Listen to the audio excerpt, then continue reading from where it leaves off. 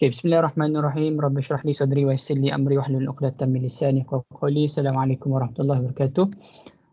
My name is Marwan. You can call me Dr. Marwan. You can call me Sir, Doc. Okay, up to you. So I will be your lecturer for this course, which is IPF 7905. Principles of Economics. Okay, so make sure you are in the right class. Okay, so far there's only 3 people that are registered. Okay, but usually there will be more that will come in later on. Okay, so before we start, I think it's good if we can introduce ourselves. There's one more, brother Diallo. Okay, so let me just introduce myself. My name is Marwan. I'm from the East Coast of Malaysia. But I've been staying here in the West Coast in Kuala Lumpur and Selangor majority of my life. My background, my degree was in economics from the University of Melbourne, and then I continued my studies in INSEAD. I did a Chartered Islamic Finance Professional qualification in INSEAD, and then I continued my PhD in IIBF under the supervision of Prof. Engku Rabi'ah and also Prof. Aslam and also Prof. Suhaiza. Okay, so Prof. Aslam and Prof. Suhaiza from Kuliah of Economics. Okay, Prof. Engku Rabi'ah is one of our prominent scholars from IIBF. Okay, so I've been teaching from 2018. Okay, I've been teaching from 2018, and Principles of Economics I've been teaching since the start. Yeah, but I also teach Islamic economics, money and banking, Islamic financial system. I think I have a few classes for issues, and also I'm teaching also sustainability subject for the undergraduates. Okay, so yeah, maybe. Not maybe, you have to introduce yourselves. Okay, so maybe Sister Sundus first. Just tell me your name, and if you can open your camera so I can recognize you, maybe just for this class. Okay, and introduce yourself, your name, where you're from, where are you now, and what's your background, and what's your favorite movie? Okay, Sister Sundus first. Assalamu alaikum.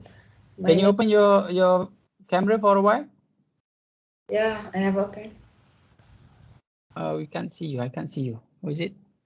Problem with. How about others? Can you see Sister Sundus? Hello, Sister Amira, Brother Mamadou. Are you there? Yes.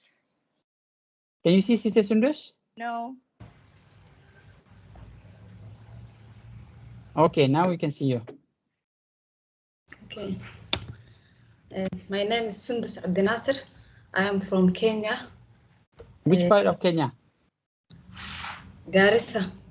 Garissa. Is that east, west, north? It's just near Nairobi. It is northeast. Northeast of Nairobi. Yeah. What is the population of Garissa? The population. Yeah. Do you know? No. Roughly? Okay. I don't know the population, but there are many. What's the population of Kenya? I don't know. You don't know as well, mashallah. Okay. Okay. I graduated from Mustaqbal University in Garissa. What university? Mustaqbal University. Mustaqbal. Yeah. It's the Islamic University. Mm-hmm. I studied Kuliah Sharia. Mm-hmm. So when I graduated. So your degree before this is Sharia? Yeah. In any specialization? Fiqh, usul fiqh? الفقه يا What is it? Sorry? In specialization in what? فقه وأصول. Oh, fiqh usul, okay. So why did you choose, why did you decide to continue in UIA? I like banking and finance. You like banking and finance. How do you know you like banking and finance? Have you taken it before? Or do you like the banks? Yeah. Okay, so you like banking and finance. That's why you choose UIA. How about other universities? Why didn't you choose other universities? I did not get. Hmm? I was preferring this one in Malaysia. Okay, so but why did you choose the UIA in Malaysia? There's other universities as well. Yeah, I know it is a good university. Also, my brother graduated from this university. Okay. So tell me about this university. Okay, so that's one major reason why you choose. Yeah. Okay. Okay. Where are you now? Now I'm in the campus. In Mahala. Yeah.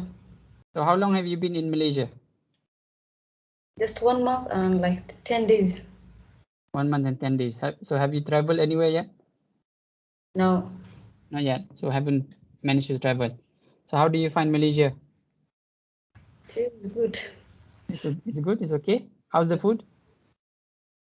It is nice. Are you sure? Yeah. What's your favorite Malaysian food so far? I eat nasi ayam. Nasi ayam. Okay. Okay. What's your favorite movie? No, I don't watch movies. Are you sure? You don't watch any movies? Yeah. So what do you do in your spare time?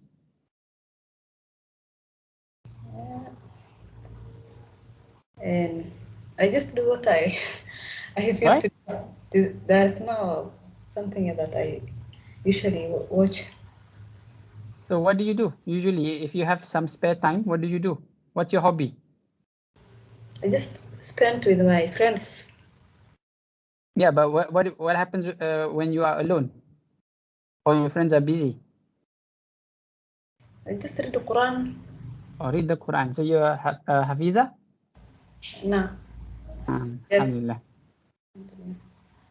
So how about books? What's your favorite book? My favorite book. Hmm? You don't even read you don't have a favorite book. No. I just used to read قصص when I was in university. So what did you do? What book was it in university? قصص الأنبياء. Okay. So from which book? And any storybook that I find in the maktaba. Yeah, there must be one book that you were very much interested. No? Like أمهات المؤمنين. From who's the author? And the other, and Okay, then it's okay. Okay, then what's your favorite surah? my favorite surah is سورة البقرة. Sorry? سورة البقرة. Baqarah, mashallah. So which verse from Surah Al-Baqarah is your favorite? And why? My favorite surah, my favorite ayah. الله لا إله إلا هو الحي القيوم. Ayatul Kursi. Yeah. Okay. Any reason why? Because it protects you every time. I read after every salah. And the Prophet said that it will protect you from all evil. Okay. Okay. Okay, thank you. Thank you very much. So we call you Sundus, Yeah. or is there a nickname that you prefer? Now it's only Sundus. Sundus. What does it mean? It is a cloth that wear in Jannah. MashaAllah. So it's okay. Okay. So in Kenya, what's the language that you speak? We speak many languages. Like me, I am a Somali. I speak Somali. I also know Swahili. Swahili, MashaAllah. And Arabic? Arabic, yeah. And English? In madrasa, yeah, and English. So where did you learn your English? In Garissa. At school? At school, is it? Yeah. Okay, thank you very much, Sister Sundus. Thank you for sharing. Okay, maybe because you're quite shy to share, because I didn't share my favorite movie. So my favorite movie is Forrest Gump. You know Forrest Gump? No. Forrest Gump is one of my favorite movies. So maybe you can Google it later and then maybe you can try to watch it. One of my favorite movies, Forrest Gump, by Tom Hanks. Yeah, so, and my favorite book, I think, is Kimya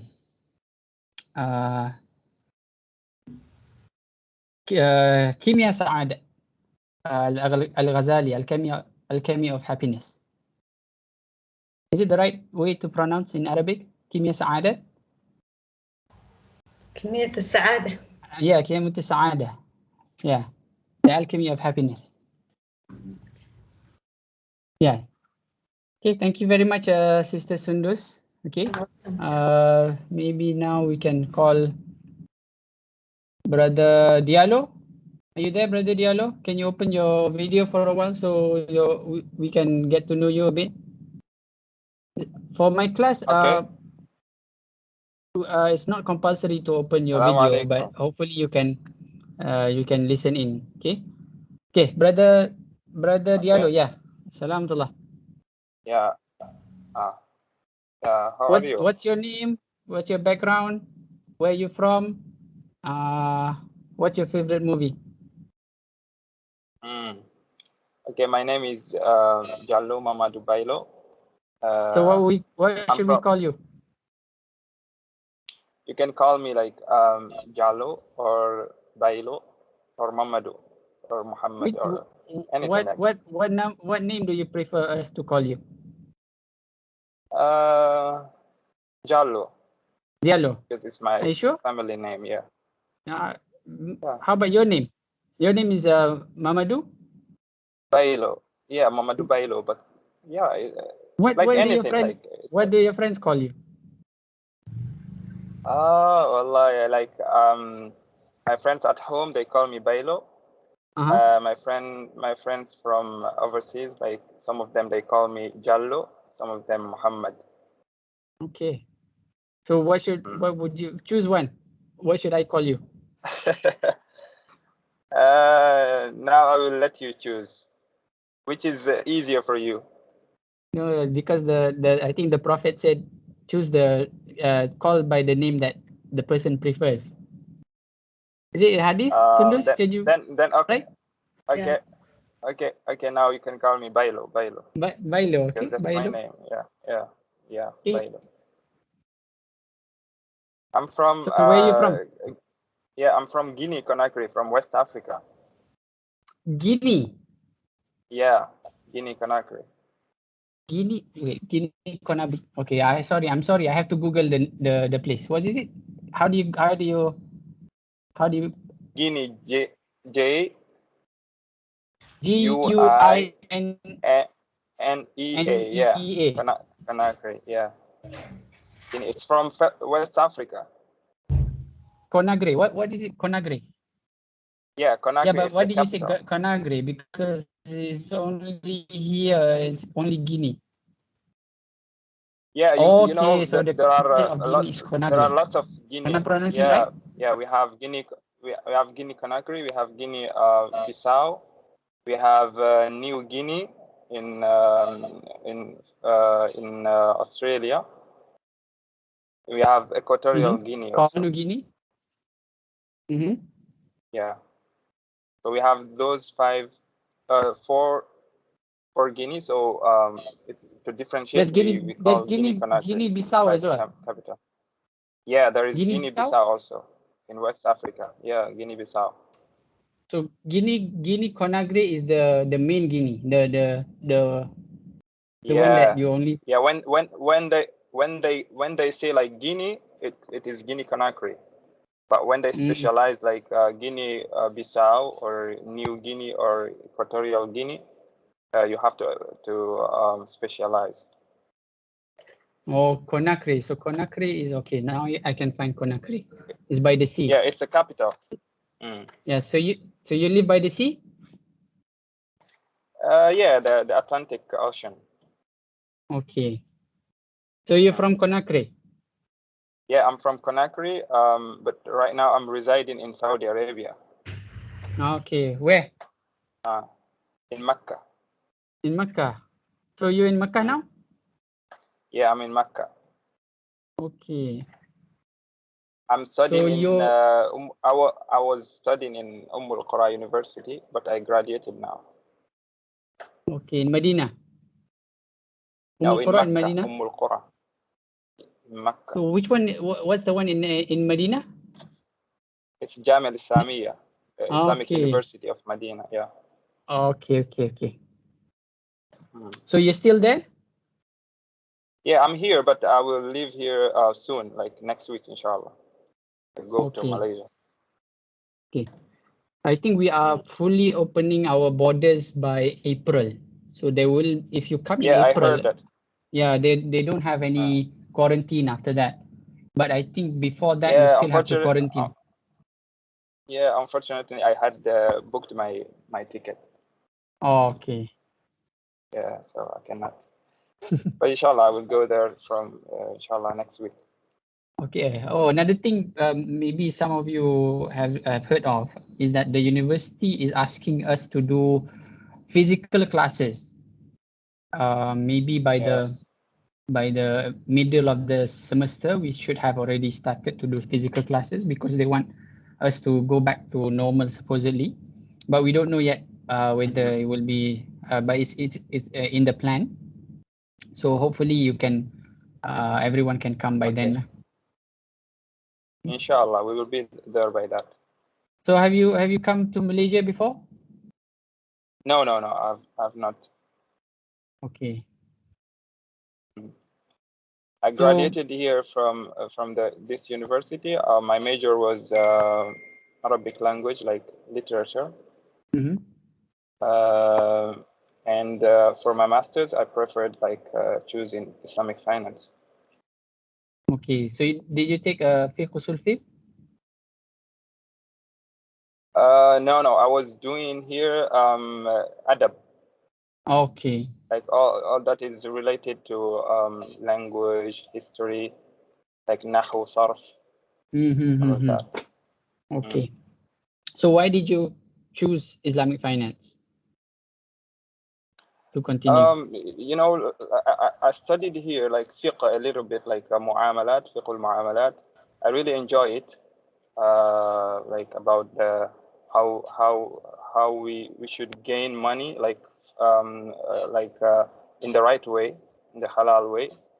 So I really enjoy it, and I wanted to pursue that that major and know how to, like in our world here, like for example, gaining money or having money like is quite difficult because there is so much haram. Okay, so knowing which is halal and which is haram, you have to study that and know how to differentiate. Like for the banks, knowing which is Islamic banks and conventional banks, and know which ones like use interest and which ones do not. So I really enjoy it. Okay. Oh, before that, what's the language that you speak in Guinea? In Guinea, like the official language is French, because we Eh. were colonized by France. Mm-hmm. The official language is French, but my mother language is Fulani. Okay. So you know French, Fulani, Yeah, Arabic, I know. English. I studied in school French. So your English, where did you pick up your English? I learned English in Egypt. I was in Egypt. I learned it there. Okay, so you were in high school in Egypt? No, I went there to do, I was doing high school, but when I went there, I didn't continue the high school. I just did English language and some courses like related to Islamic studies and Arabic language also. In both? In both? Did you continue in both or where? In Azhar, the Azhar school. Oh yeah. For the first time, I was in Azhar, but I left there because the curriculum was too long, and it was too long. It was, so I didn't want to continue. maybe not structured enough, or maybe a bit chaotic. Yeah, a bit chaotic, like that. Yeah, because my brother was there, but he also didn't finish. Yeah. Yeah, it's really long and it's chaotic, like you said. So I didn't continue. I went and I did the English language, and I was taking some Islamic studies and Arabic also. Okay. So why did you choose UIA? Why not INSEAD? INSEAD, I wanted to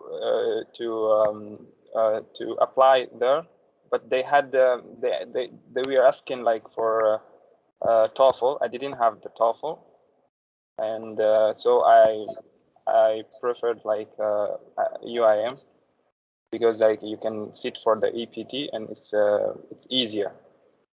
Okay. So you're also taking the EPT this semester? No, I've passed it. Okay. I've passed it. I took it like last week, I think. Okay. So what's your favorite movie? I used to watch movie, but now I don't watch it. But I have several like favorite movies. Or any shows that you shows like 24. I like it. 24 and Prison Break, and also a comedy also called Big Bang Theory. Okay. I love it. Okay. Movie? What would you say is your favorite movie when you watched previously? My favorite movie,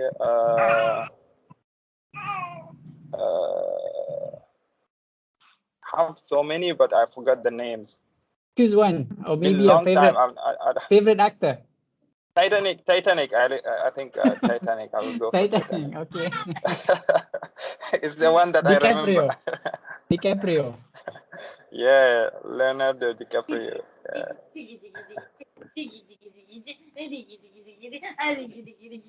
Sister Amira, you there? Yes. Oh, sorry. sorry. My daughter just. It's okay. Sorry. I understand. I got 2 daughters. Sorry. And I've been working from home for the past 2 years. It's really hard. Yeah, it's hard, yeah. But yeah, hopefully we can continue normally after this, inshallah. And hopefully we can meet each other soon physically. Okay, so thank you very much for sharing, brother Bailo. Yeah, you're welcome. Any meaning to the name? What does it mean? Bailo in our language is someone that works with with iron. I forgot how they call it in English, but in Arabic it's Haddad. Haddad. Okay. Yeah, Haddad. So a high ranking person. No, not a high ranking, like someone that works at I forgot like how to call it how they call it in English. I will translate and I will tell you then. In the Guinea language or in French language? No, in our language, in my mother tongue. Oh. Not French. Because there's also I think because when you say when you say Bailo, it's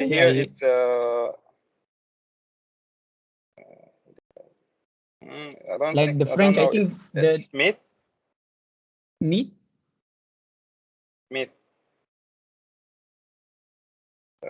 MYTH. Yes. No, SMITH. I don't know if it's that. SMITH. That's a English name. Smith. Smith.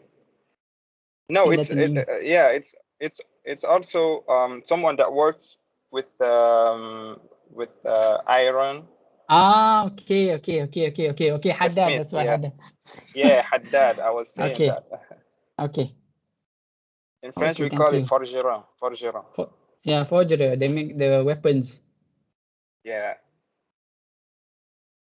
Okay. So, but your family is all in Guinea, or are they in Saudi? No, they are in Guinea. Okay. So you have when was the last time you met them? Like last August. Oh, okay.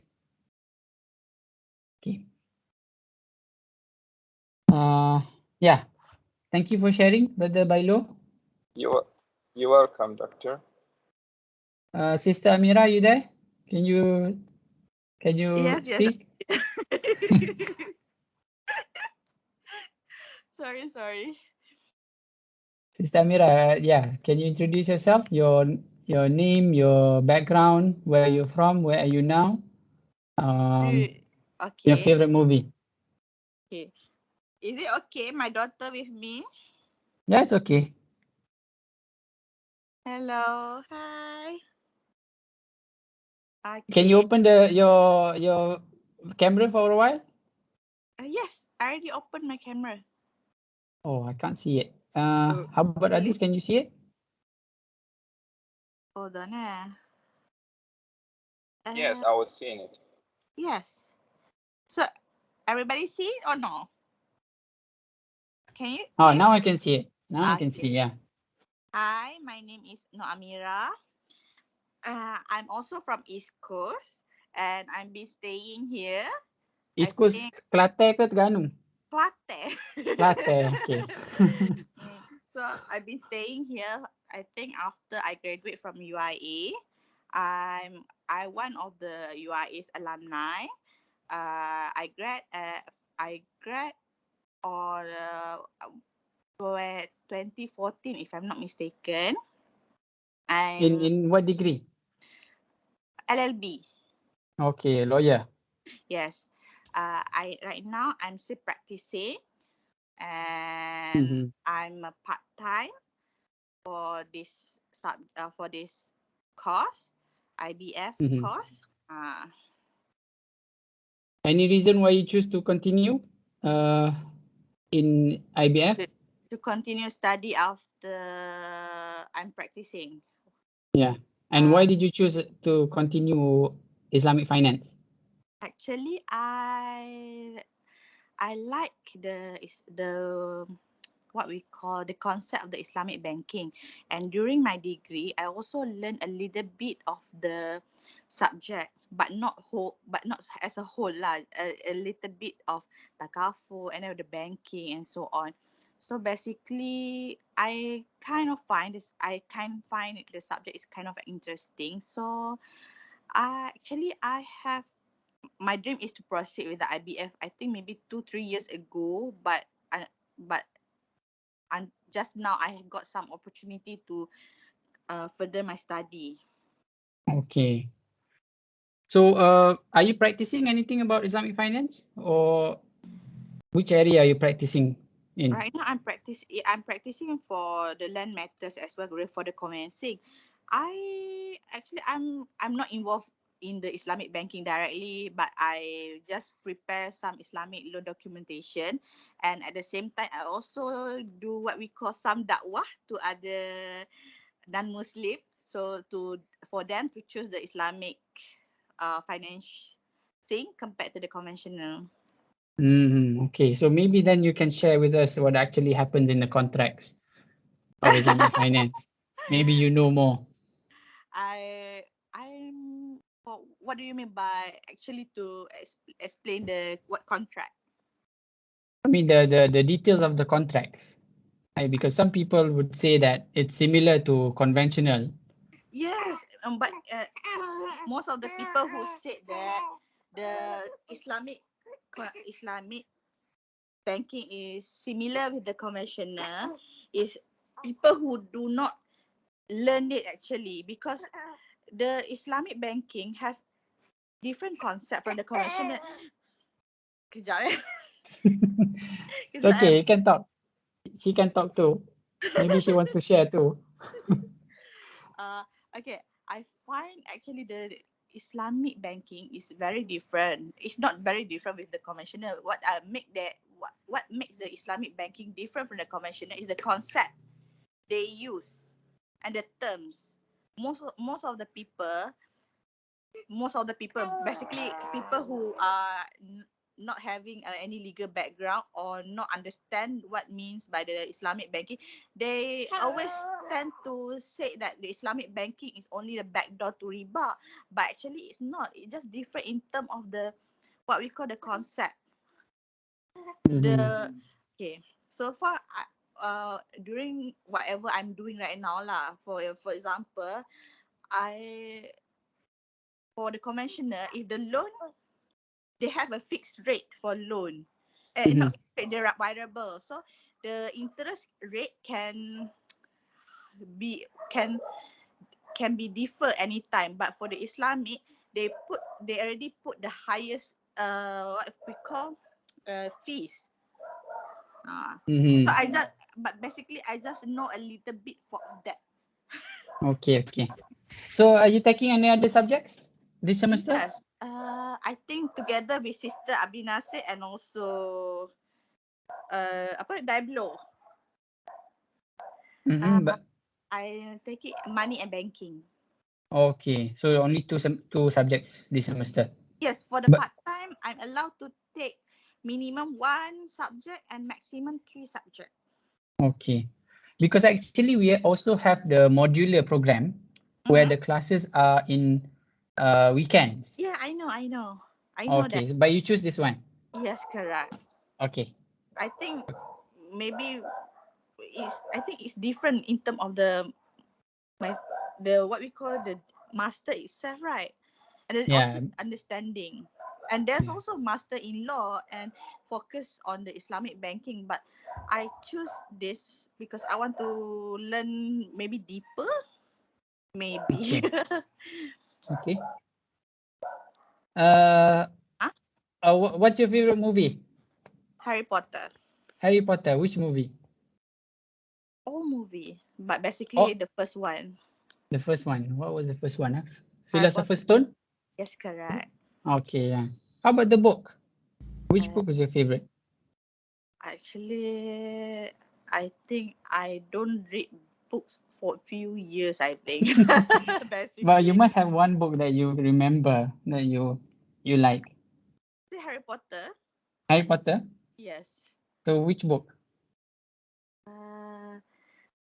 I think the last book, Harry Potter, and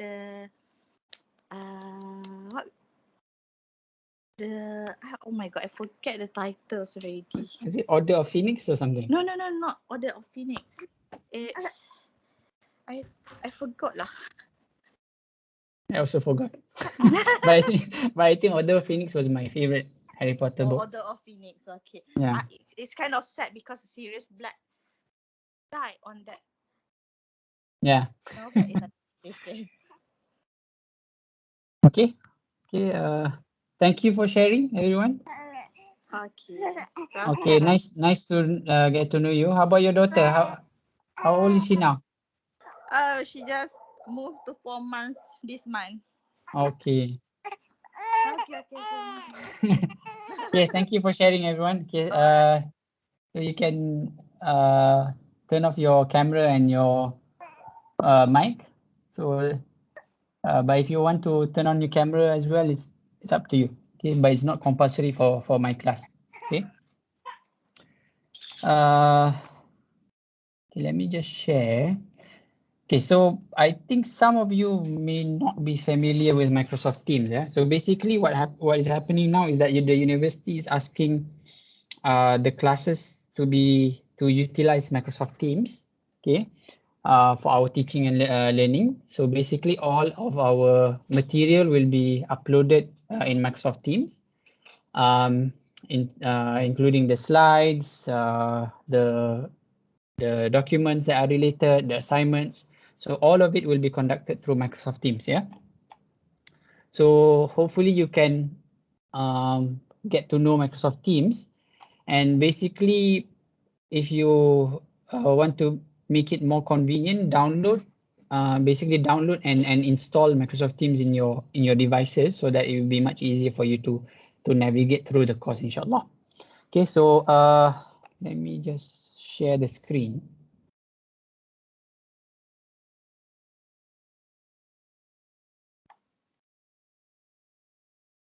Can you see the screen? Yes. Yes. Okay, so let me just try to navigate this. So if you open your Microsoft Teams, okay, so basically your Teams will be here. Okay, your Teams will be here, and here we are in Principles of Economics. Yeah, so in Principles of Economics, then you can see the tabs here.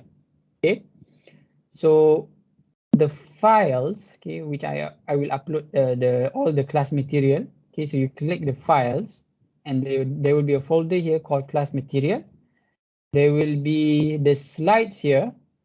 Okay, so here I've already uploaded the slide. And then there will be here I've already uploaded the textbook that I refer to. Okay, so the main one is Erwin, and then there's a case al. Okay, and here I've uploaded the course outline. Okay, so this is the course outline. Okay, so I'll just go through this so you can have some idea of what to expect from this course. Okay, so Excuse me, sir. yes. I couldn't open the slides. Sorry? I couldn't click on the slide. The file corrupted. The file corrupted. Yes. Let me I see don't know here. why. The slide, yes, the first topic, right? Yes, I couldn't open it. I do not know whether it's. I see. I thought. Okay, so it's okay. I'll upload another one. Okay. Thank you.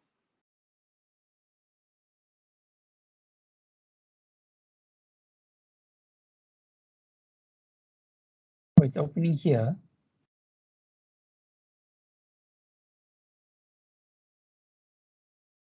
Can you download it? Because if it opens here in Microsoft Teams, in Microsoft PowerPoint. I already downloaded, but it's still corrupted. Okay, it's okay. I'll try to I'll upload another one.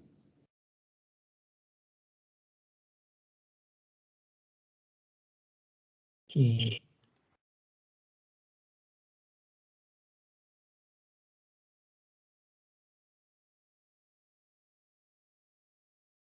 So we can close here. Okay, so no worries. I'll upload another one. Okay. Let us just go through the course outline. Okay.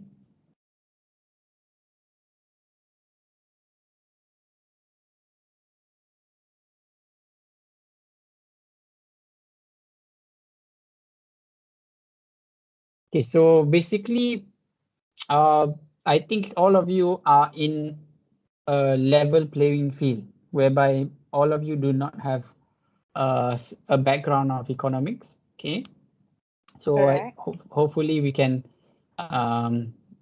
start from scratch for everyone, and then if you have any difficulties or you need some further explanations of the concepts, then I'm open to for you to ask or provide your comments. Okay, so basically this is a very introductory course, I think, for master's level in terms of economics. Okay, so it just introduced the students to basic concepts in micro and macroeconomics. Okay, so these are some of the concepts like national income, how do we determine national income, employment, inflation, monetary and fiscal policy, money. I think Brother Bayo will be interested in this, how money is created, banking, international trade, balance of payments, exchange rates. Okay, so this is where I try to provide you with a foundation whereby for you to understand how the world works in terms of economics, right? So then you can have some understanding of how Islamic finance is currently operating within this framework of economics that we currently have. Okay, so hopefully this provides some foundation for you to understand economics. Okay, because it's just more or less the concepts underlying economics. Okay, but as you'll see later on during your assignments, you will have to apply the real world cases or what's happening in the real world for your assignments. Okay, so you will be assessed according to 4 assessments. Okay, there will be a quiz. Okay, so what I'll do is basically I'll give you a quizzes. You know, I think maybe some of you may have done quizzes. Okay, so quizzes is a website whereby, and then you can do it at your own time, but only during a certain window. Okay, so maybe we'll do a test quiz first, so for you to familiarize with the with how to use quizzes. Okay, and then basically I'll try to do at least 2 quizzes, one for microeconomics and the other one for macroeconomics. Okay, so at least there will be 2 quizzes where you will be assessed, and the marks will be 10% of your full marks. Okay, and supposedly there should be a group assignment, but because there's not many students, so instead of a group assignment, it will be a individual assignment. Okay, so you will have an individual assignment consisting of 30% of your marks, and then there will be a term paper consisting of 30% as well of your marks, and then there will be a final assessment, 30%. Okay, so overall there will be 100%. Okay, so the final assessment for this semester, I think the university has already indicated that it will be done physically. Okay, so you have to come to campus to like normal. Okay, so have to answer normally in class. Okay, so these are the topics that we will cover. Okay, basically for today we'll try to cover just an introduction to economics and the economy. And the second week we'll cover market system and circular flow. And then we'll also look into demand, supply, and market equilibrium. And then we'll look into elasticity, surplus in week 3. In week 4, we'll look at consumer behavior and the cost of production. Week 5, we will go into macroeconomics. Okay, so previously in the previous weeks, that's microeconomics. So week 5, it is more macro. Okay, it's larger. The scope is larger. Okay, so here we look at the basic concepts of macroeconomics, and then we look at economic growth, business cycles, unemployment, inflation. Okay, so these are the terms that you have to get familiar with, especially when you will be more involved with Islamic finance. Okay, so maybe some of it you don't understand yet, but hopefully through this subject, you can understand what the terms actually mean. Okay, and then in week 6 and 7, we'll go through macroeconomic relationships and also aggregate expenditure. Week 8, aggregate demand and aggregate supply. Week 9, this is where I think one of among the my favorite topics, okay, in terms of money and banking and fiscal policy. And then week 10 we'll look at money creation. Okay, how is money created through the banking system especially. And then we look at interest rate and monetary policy, financial economics, and finally international economics. And basically there will be a presentation in one of the weeks. I don't think it will be on the final week, but maybe in the 12th or 11th week. Okay, so where you will present your assignment. Okay, so there's a term paper and there's also assignment. So you will have to submit the assignment, but also present your assignment before the submission. Okay, so you can get some idea of how can you convey your thoughts effectively. Okay, not only through writing but also through presentation. Okay, so that's also part of the assessment for the assignment. Okay, I think 10% will go to the presentation of the assignment. Okay, so the reference is McConnell. So this is, I think, the main reference, and I think it is also available in I've already uploaded in the files. Okay, so you can use that, and also FAIR. Okay, so this is also another textbook that you can use as a reference. Okay, so most of my slides are based on these books. Okay, so if you don't understand, you can go through these textbooks. Okay, let me see if it's the file is okay here.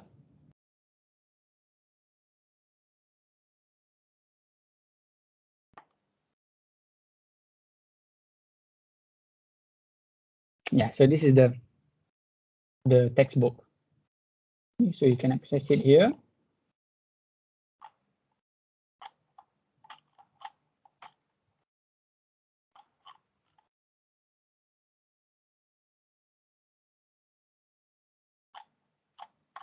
Can we download it, or it's only accessible on MT?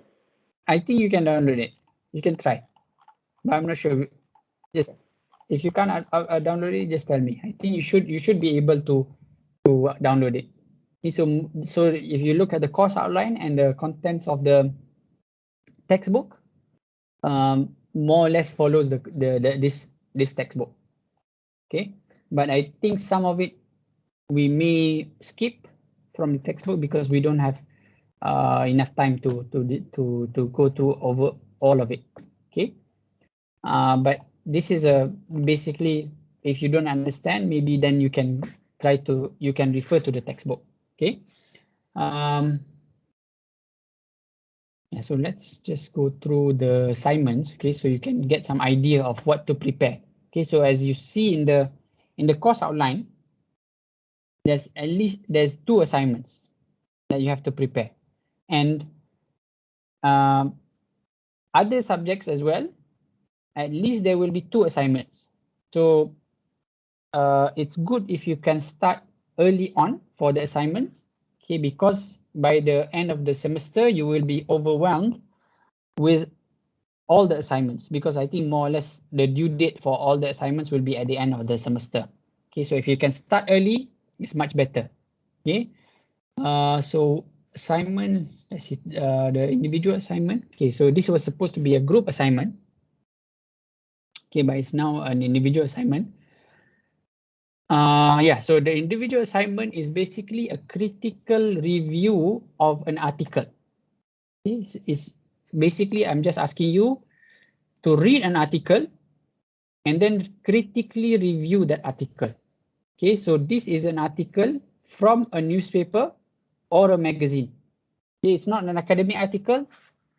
It's just any newspaper article or magazine article or website article that you find that discusses economic related issues, okay, or I have to update this, that happened in 2020 to 2022.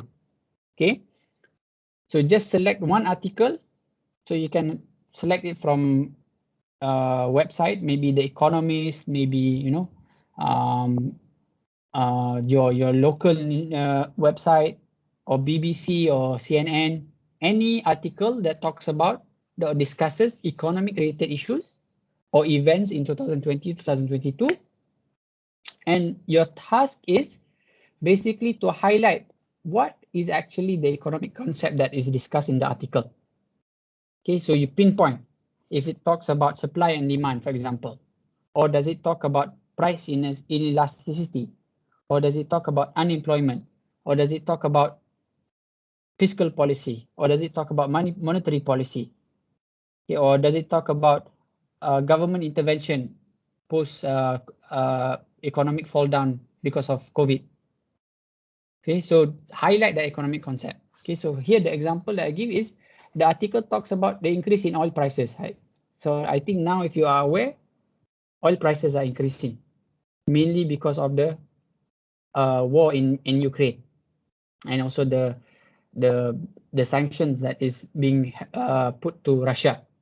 Okay, so oil prices are increasing, and then you can highlight why, because it maybe talks about because of supply and demand. Okay, and also price elasticity. Okay, and then from there you discuss the economic concept and how it may affect real world situations.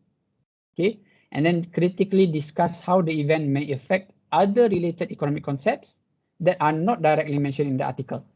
Okay, for example, the movement of oil prices may affect consumer behavior, may affect aggregate supply, aggregate demand, as well as GDP of a country.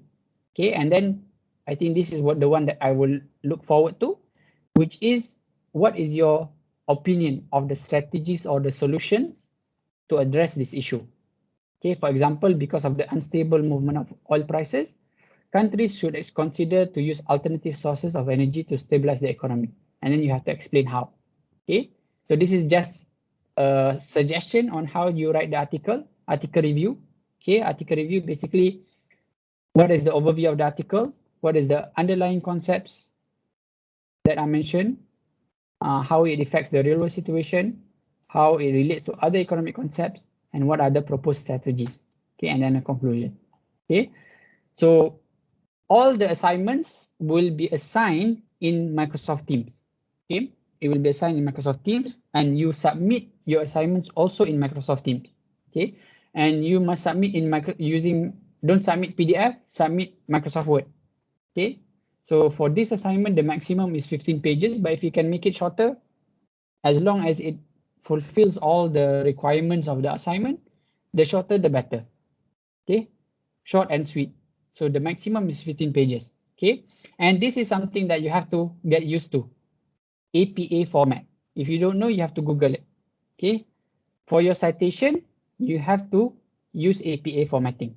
Okay, and include the article at the beginning of the submission. The link, or if you don't have a link, copy the article, maybe as a picture, and paste it in the Word. Okay, and then write your name and title.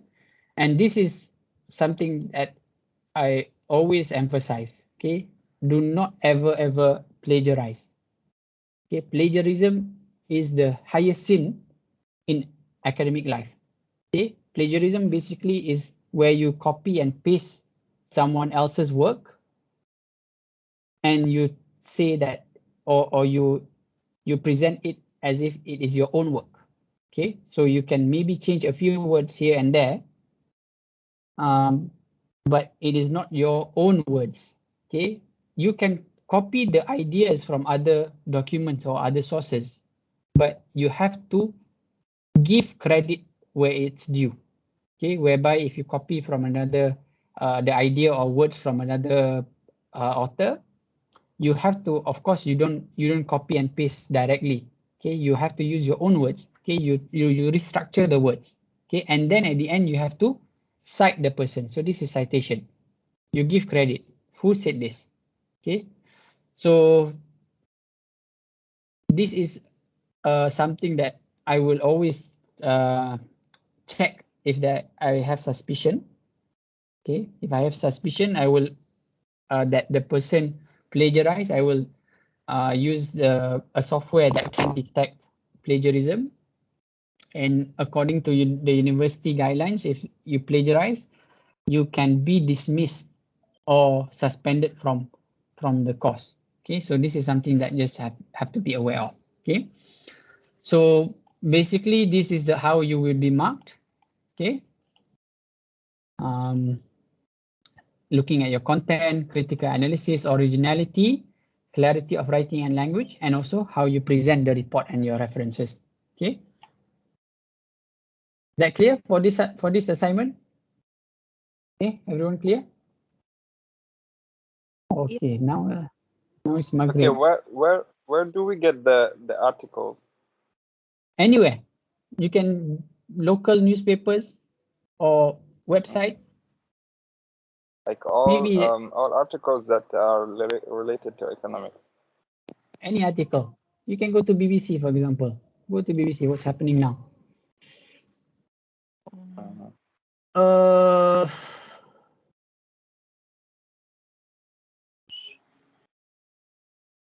Right now, it's all about Ukraine and Russia. Yeah. Yeah, life in occupied Ukraine. So what's happening here? So maybe there's something that's related to the economics happening here. So your job is to highlight what is the economic concept that is being taught here. Okay, or you can go the economist. Maybe the economic sanction. Yeah.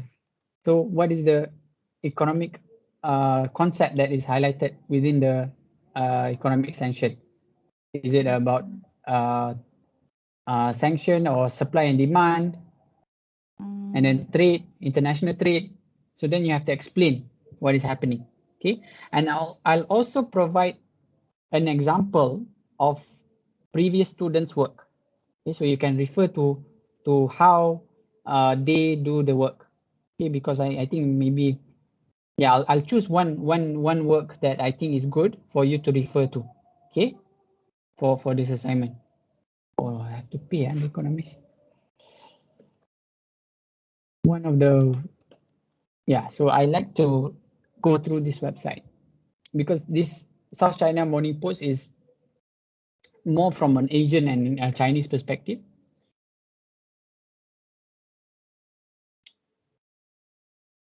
Yeah, so any website basically, I'm just showing you a few articles, or even if you have from your local newspaper, okay, in Saudi or in Kenya or anywhere in Malaysia. So any newspaper that you or article that you think you can critically analyze, then it's open for you to choose. Okay, so it's not an academic article, any article. Okay, magazine or newspaper article. Okay. So basically what I'll do is, yeah, you see here the tab, there is an assignment tab, but I haven't uploaded the assignment yet. Okay, so you will access the assignment here, and also you will submit your assignment here. Okay, so I'll do the assessment also here. Okay, so make sure you submit Microsoft Word. Okay.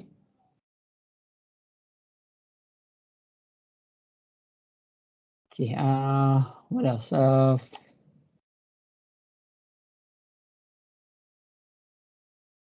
Brother Bailo, what time is it in Saudi?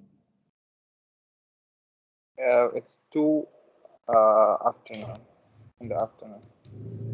2 in the afternoon, okay. 2:32.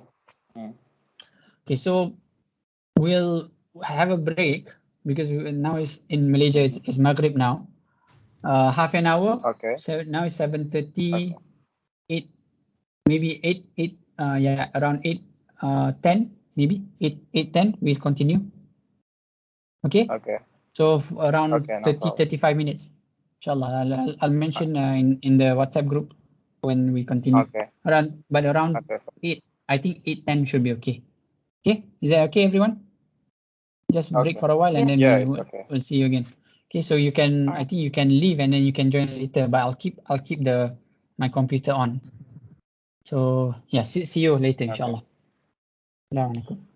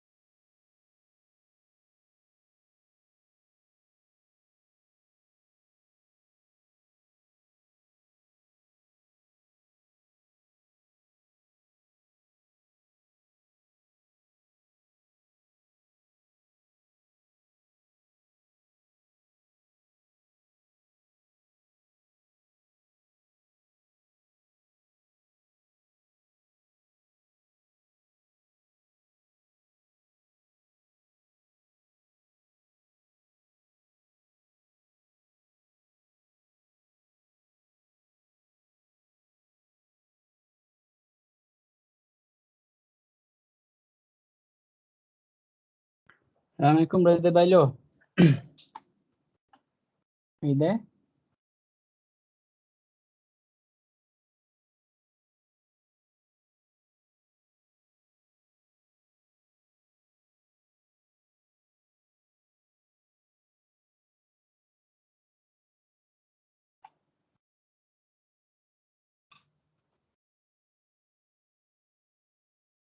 Assalamualaikum, can you hear me?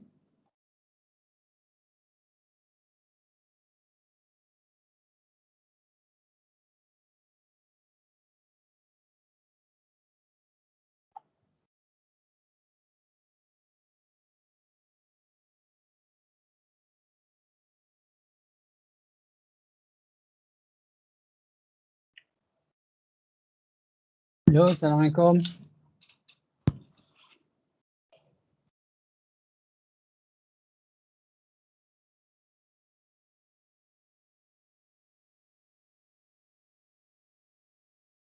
Can you hear me? Assalamualaikum.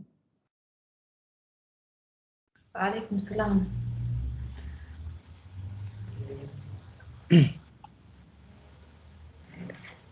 How's the situation in the campus, Sister Sundus? Is there many people that got COVID? Yeah, I had that. You have COVID too? No, I heard from the people that. Oh, you heard. Okay, sorry. Yeah. Okay. Yeah, so we are expecting a lot more cases as the students come in, because I think they're coming from everywhere. Yeah. Yeah, so there will be some cases here and there. So hopefully everyone is safe. Okay, so let's continue. Yeah, let me just share the screen. Okay, so I've uploaded the slide. Okay, I tried to upload the PowerPoint, but I didn't succeed. So I just uploaded the PDF. Okay, so you can view the PDF there. Let me just see here. Okay. Oh, the assignment now. The assignment, there's one more assignment. Okay, so another assignment that you have to be aware of.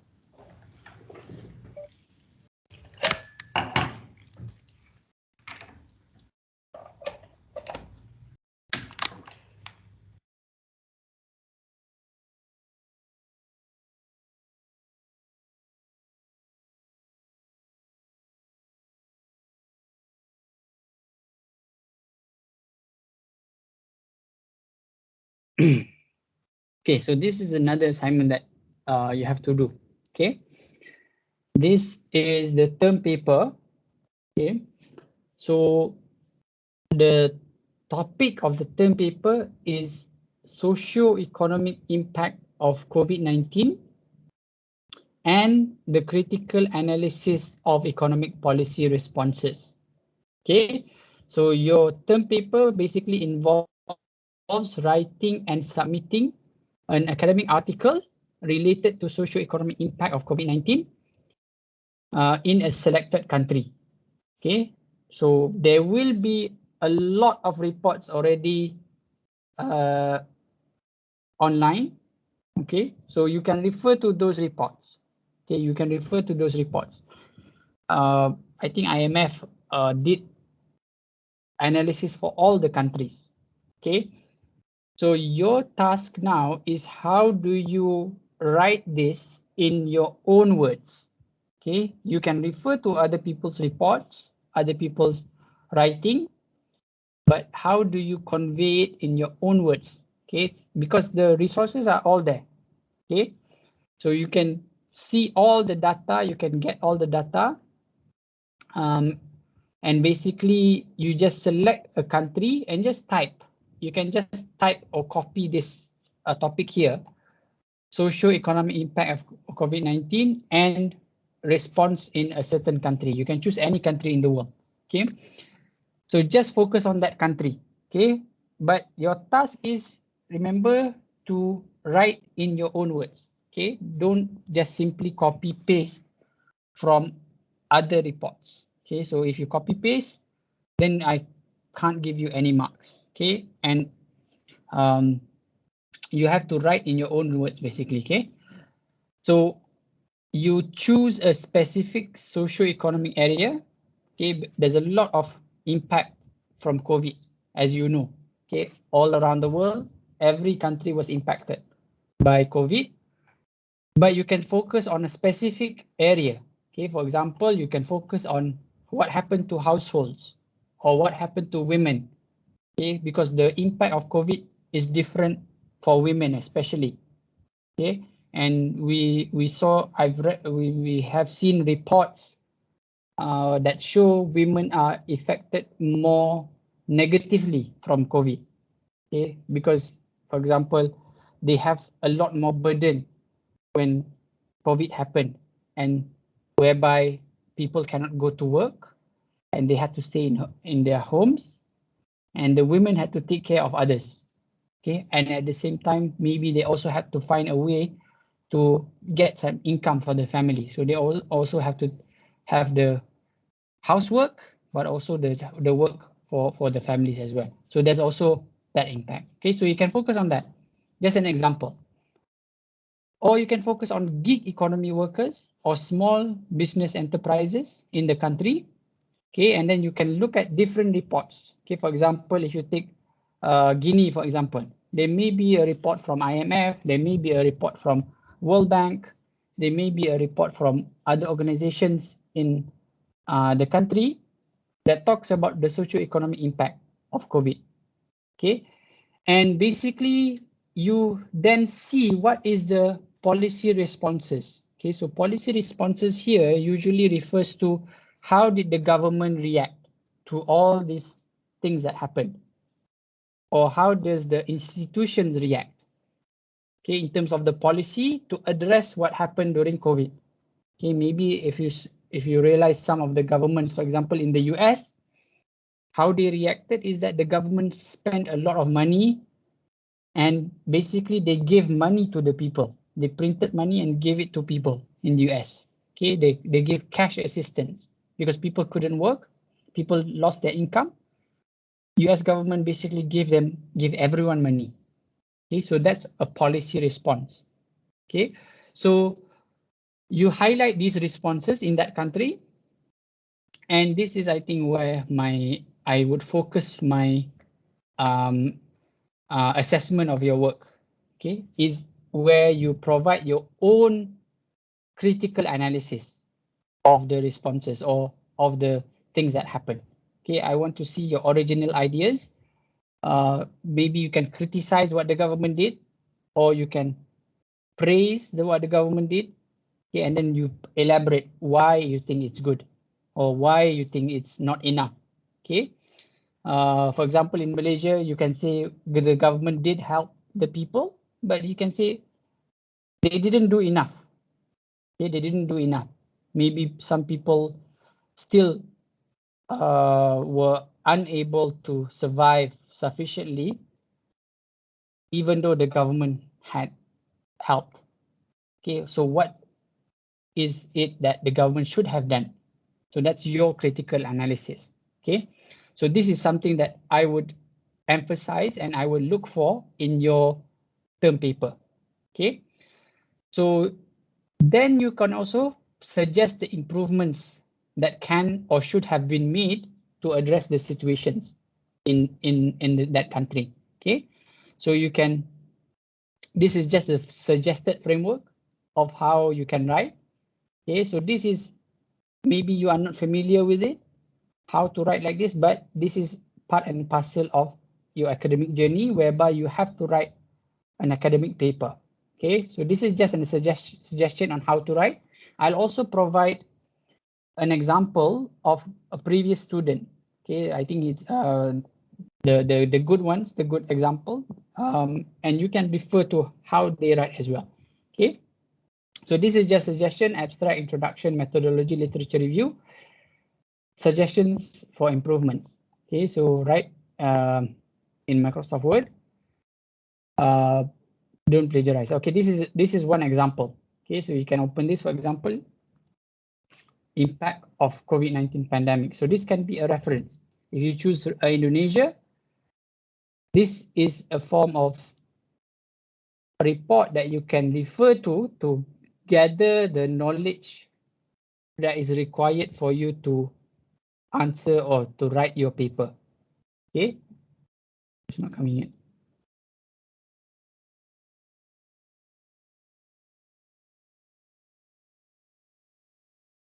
Loading. Is that clear? Everyone clear? Yes.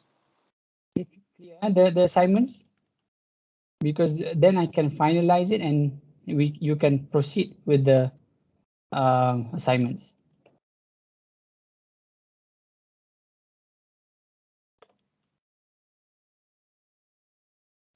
So basically, this is from a student. No, this is a report that you can refer to in order for you to get information to write your assignment. Okay, so for example, if you choose Indonesia, then you can see, okay, what happened in Indonesia during COVID. Okay, so you can see the effects and also what was the things that the government did to address. Okay, so this is in Indonesia, impacts of COVID-19 on socio-economic mobility in Indonesia. Okay. Another example here. This is a report that I wrote, okay, for a German institute. The title is Traversing the Tightrope, Socio-Economic Impact of COVID-19 and Reform of Social Protection Policies in Malaysia. So you can refer to this as well. Okay. Yeah. So I wrote this in the middle of the pandemic, and we researched what was the effects and also what was the things that the government did, but what are the things that the government can improve in order to address the situation. Okay, so this is something that you can refer to as well. Okay, but of course you have your own analysis later on. Okay, you read different reports from different people, then you can you can contribute by providing your own thoughts on what the government should have done, okay, in terms of the policy and what more can be improved in the future. Okay, so that's the main takeaway for that assignment. Okay, so I'll provide these documents as well in the assignment tab. Okay, so you can see. Okay, so that is the assignment. Okay. Okay. Yeah, so I've uploaded the PDF for the slides. Okay, but let me just. Okay, any questions before I start the class today? Everyone clear? Okay, so for the second assignment, so we have to choose a country. We write about economic impact over COVID-19, right? Yes. Not only economic impact, but the socio-economic. So it's what happens to the society. So something that happens to the society be beyond economics. Oh, okay. But what is the economic policy response to those things that happen? Okay. So now we will read articles and gather like information, and then we summarize that. Yes. Oh, okay. Then you summarize, but also provide your own ideas. For example, let's say you take a Saudi maybe they provide cash assistance to people, right? But perhaps then you can add, actually what they gave was not enough, they should have given more, for example, or they only gave to the citizens and they didn't give anything to other people who were more affected. For example, the people who are working there, the expatriates, right? So those are the things that I will look into. Your critical analysis of of what more can be done. Okay. Okay. Yes. So the assignments, when will we start them? You can start now. It's better to start now, because for all the assignments, okay, usually I put the due date on the 13th week. Okay, but during this 13, the week 13, usually you already have, you also have due dates for other assignments as well. So if you take 4 subjects, at least there will be 2 assignments for each subject. So there will be at least 8 assignments, and they will all be due at the same time. Usually by 13 or 12 week, you'll have to submit. So if you don't start now, then I don't know, maybe some people, they leave it until the end and then they want to do all the 8 assignments at the same time. And then when they cannot submit on time, they say, oh, I don't have enough time. Yeah. Right? So in actual fact, you can start now. I'm like those people. Yeah, so it's better. I think you can maybe just open a document first, Microsoft Word, just type down what are your thoughts. And then later when you find something, okay, I can add. When you find something, you can add. When you understand something from the class, you can add.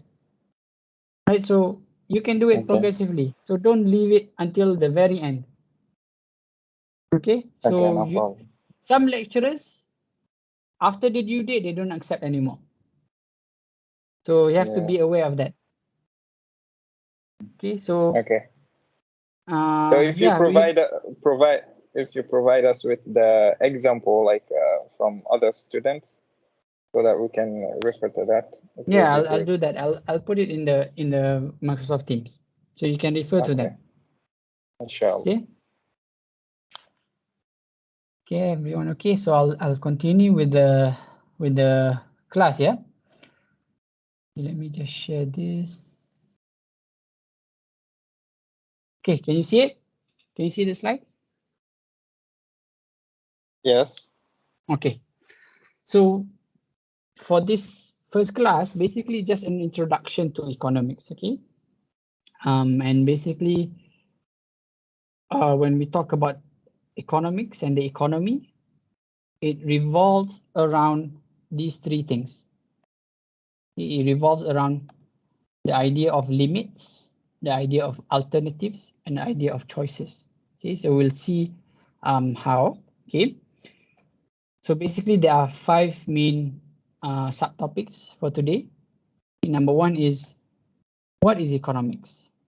Okay, number 2 is, what is the economic perspective? Okay, so here economic perspective is where you can probably get to know how economists think.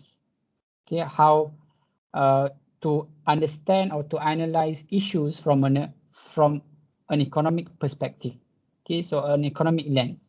Okay, so this is number 2. Number 3 is where we'll briefly look into how economic theories are formed. Okay, how do we eventually come up to the conclusion that if this happens, therefore that happens. Okay, or if supply increases, prices go down. Why does that happen? So how do they come up with that theory? Okay, and then economizing problem, which is an essential aspect of economics. Okay, and also the budget line. Okay, and finally we look at what is called the production possibility. Okay, so this is how is the potential. Okay, how much is the potential that can be produced by a certain country or certain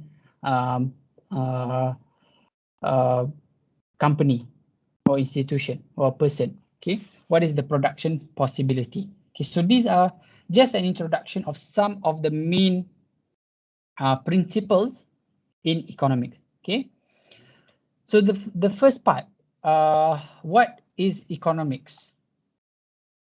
What is economics? Maybe I want to know Sister Sundus's thoughts. Sister Sundus, are you there? Yes. What is economics? Don't Google. What do you think is economics? Just answer. There's you don't get deducted marks for getting a wrong answer. What do you think is economics? And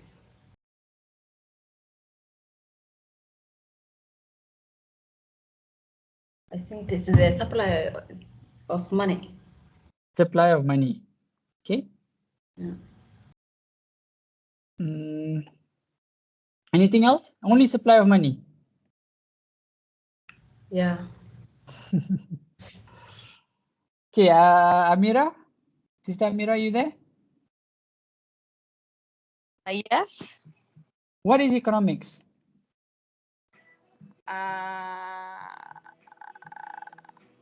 I cannot think right now. Anything that you think is economics on top of your head, without Googling. Supply and demand. Supply and demand. Supply and demand between the and then it concerning the money or anything that valuable as a transaction, so that everybody can get fair.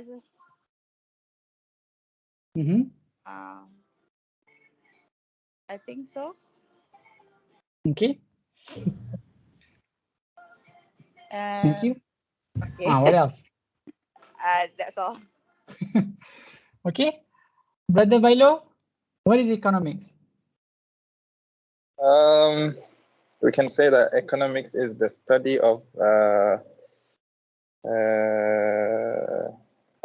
how money is distributed and invested.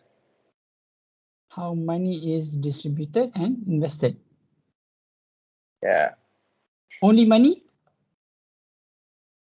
Not only money, all the things that are valuable. So the non-valuable things are not distributed? No, I don't think so.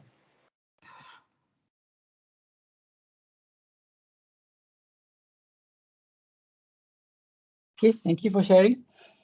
So, so what do you think is economics? Okay, so this is what you think. Okay.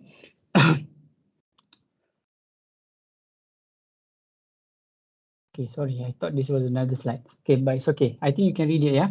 So basically, you can, maybe if you answer in the exam, some of you will get some marks. Okay, but not full marks, of course. Okay, so if you look at most textbook definitions of economics, okay, so we are talking about economics in general, but you can perhaps apply this to Islamic economics as well. Okay, so if you take Islamic economics, you can apply this as well. Okay, you'll learn about this as well. So basically, it is concerning. Okay, it was I think it was hinted here. Limits, alternatives, and choices. Okay, so basically, economics is the science or social science concerned with making optimal choices. Okay, making optimal choices. How do we make choices under the condition of scarcity? Okay, so scarcity means that there is a limitation. Okay, whether it is limitation of money, limitation of resources, limitation of time, maybe that also is included. Okay, how do you make the choice? Okay, that's you can maybe summarize economics in that way. Okay, but of course, from the Islamic perspective, there is a bit different. Okay, but still, from the Islamic perspective, you also have to make the choice. Okay, so among the choices that you have to make is how do you produce, how do you distribute, and how do you consume resources. So this is the keyword, resources. So resources consist not only money, but also goods and services. Okay, not only transactions, in terms of the monetary transactions. But when you transact, what actually comes the other way? Okay, so you can transact goods. So goods here mean the things that you buy, for example, or food, or raw material, or services that you pay for. Okay, so now we have a lot of delivery services. Okay, for example, that's also a type of resource. Okay, so economics is all about how do we produce, how do we distribute. Okay, so after we produce, then where do we distribute this? Okay, and then how do we consume? Okay, given the resources that we have. Okay, so it is the choice of the science of making these choices. Okay, and from the conventional perspective, okay, economic wants, okay, wants what you want, okay, usually exceeds what we can produce. And this is, I think, a fitrah that we have as human beings. What we want always exceeds what we have or what we are capable of producing. Okay, we always want so much. Okay, and it's always not enough. Okay, so then how do you decide on what do we consume? Okay, so that's part of economics. Okay, from a microeconomics perspective, you can say, how do individuals choose to consume given the limited income that he or she has? Okay, so that is an economic question. So you have to make a choice on how do you spend your money. Okay, how do you spend your money to acquire the resources? Or if you have a business of if you have a business, you also have the resources for the business. So then you have to decide, how do you allocate the resources for the business? Okay, for example, you have workers. How do you decide this worker does that, this worker does that, and how much you pay for this worker, how much do you pay for that worker? And what should the worker produce? And where should we distribute the things that we produce? And where do we consume, or where do we get our supply from? So that's all about economics. Okay, from a macro perspective, a wider perspective, how does a country decide where do they focus their industry on? Should they focus on agriculture? Should they focus on manufacturing, right? And if they focus in this area, then therefore they have to focus their labor, their people. Okay, you have to specialize in this area, and you have to specialize in that area. So it's all about making that choice. Okay.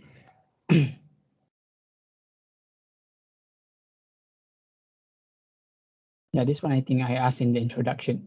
Okay, so when we talk about basically we look at that definition of economics. Okay, and when we understand better what is economics, you also have to understand what is actually the economic perspective.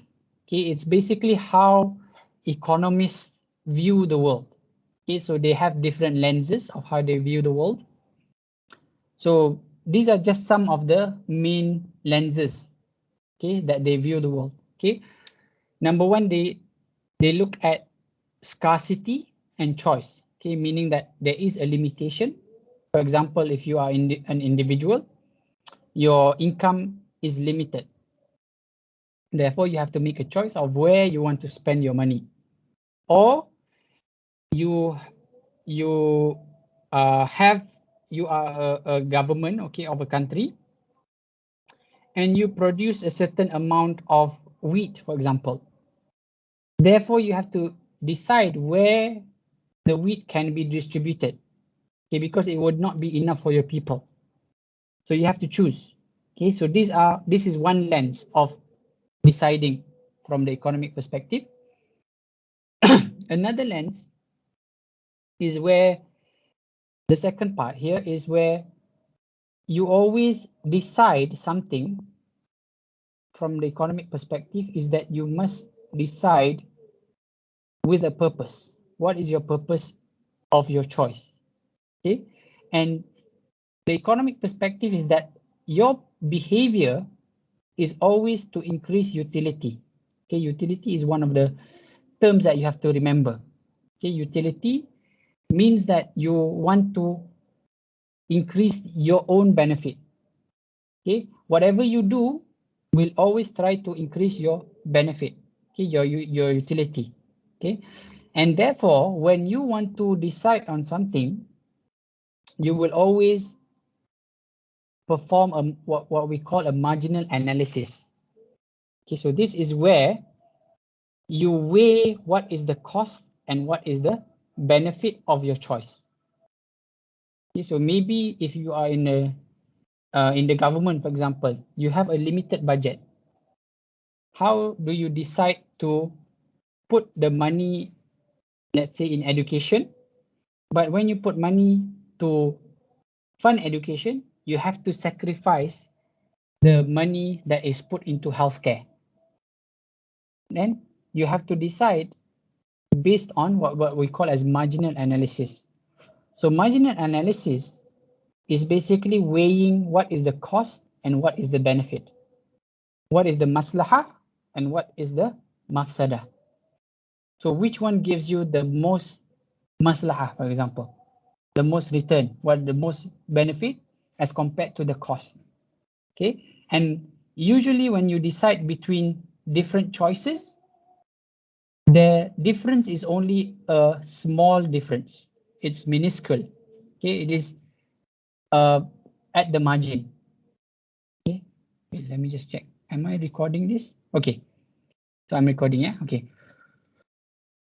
Okay, so this is where you decide at the margins, and basically after you decide, usually you will have what we call an opportunity cost. Okay, so we'll go through this later.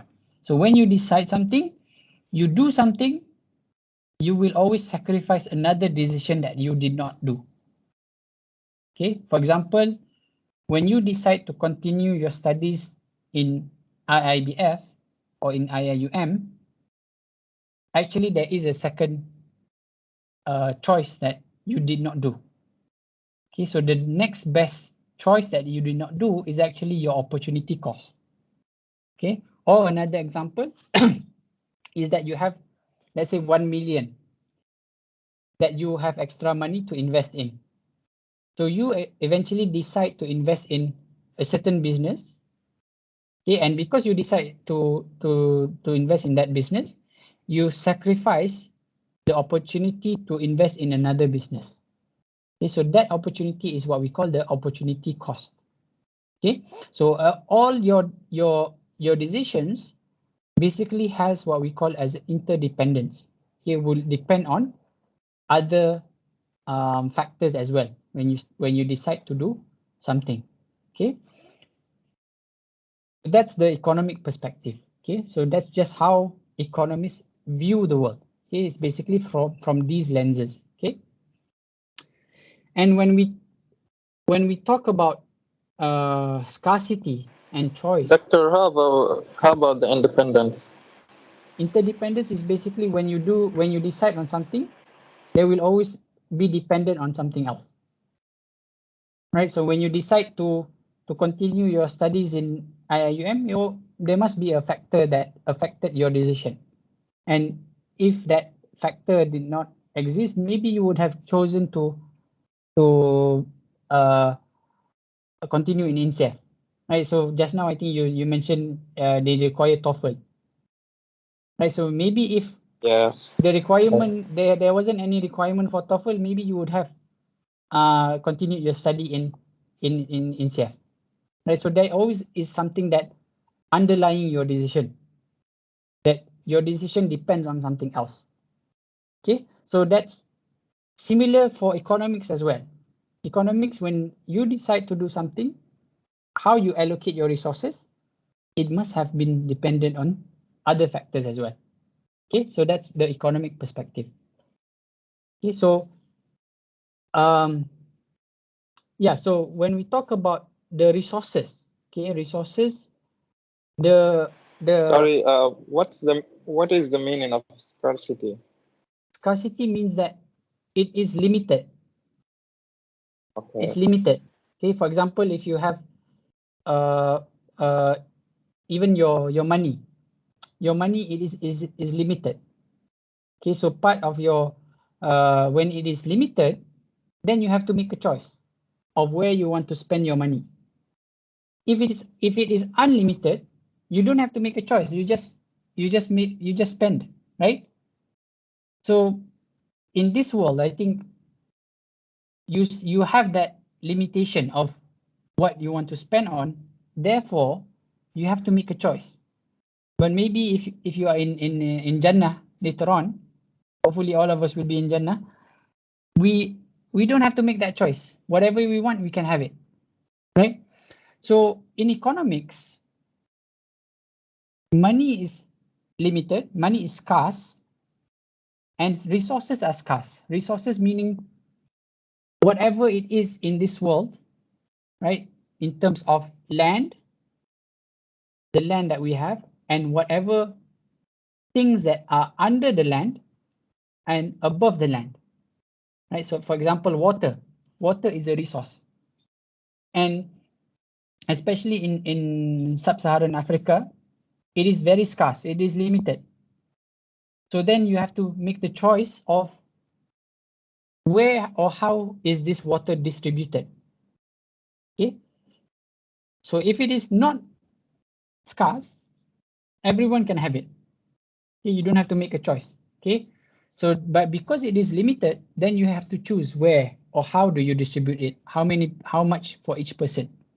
Okay, so choices must be made. Okay, so when you make a choice, there will always be an opportunity cost.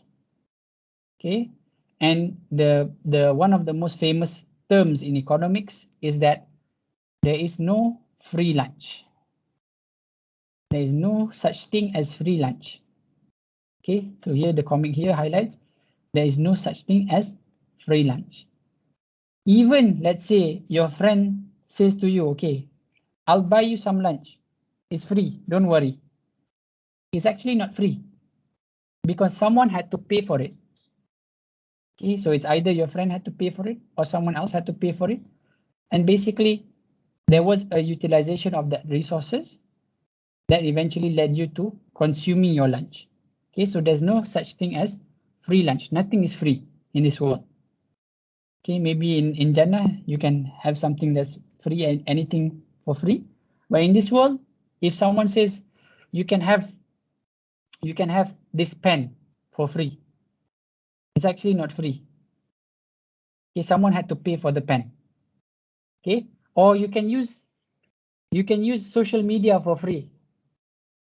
Right, you can use your Facebook, you can use your WhatsApp, you can use your Instagram for free. But actually it's not free. You are giving away your information to them. Right, so you're sharing your precious data to them. Right, it's not free.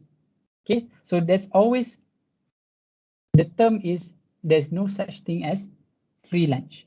Okay, so there's always the choice that you make, and when you make that choice, opportunity cost, and there's also no such thing as free lunch. Okay, so when you want to decide something, okay, the idea from the conventional economic perspective. So this subject, to be clear, this subject is we learning the conventional perspective. Okay, so in Islamic economics, they may have different perspective. Okay, so from the conventional perspective, everything that we do, it is always for our own self-interest. Okay, so when we decide on doing something or consuming something or paying for something, it is always for our self-interest. And because of that, the decision that we make is rational. Okay, rational. Okay, so for our own self-interest, and usually what we do is we want to maximize our utility. We want to maximize the term is utility.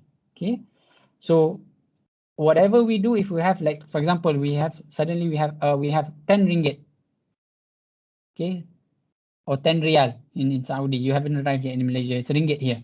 Okay, so 10 ringgit to spend on lunch, for example. So usually what we spend on is something that we think is most delicious for that amount of money that we can buy. Okay, so maybe for 10 ringgit, you can either decide to buy nasi ayam or you want to buy nasi lemak. Okay, but because you like nasi ayam, you would buy nasi ayam, and that provides you the highest utility. Okay, so that's from the individual perspective. Okay, from a firm's perspective or from a business's perspective, whatever they do would always be to maximize their profit. Okay, so similarly, you can't deny if you open a business. Farms, teacher. Sorry? Farms. Firms is businesses. Businesses. Okay. So businesses, even if you open your own business, your main aim, of course, is to, you cannot deny, is to gain the most profit that you can make. Okay. So this is your purpose of opening that business. Okay. So everything from a firm's perspective or from an individual perspective, you will always try to achieve your desired outcome. Okay, so everything that we decide on in terms of the resources that we have is to achieve our desired income. Okay, so when we decide, we want to decide something, okay, when we have 10 ringgit, what should we spend it on for lunch? Okay, so let's say the nasi ayam costs 5 ringgit, but the nasi lemak actually costs 3 ringgit. But although the nasi lemak is cheaper, you would still buy nasi ayam. Why? Because the benefit for you as an individual is higher than when you consume the nasi lemak.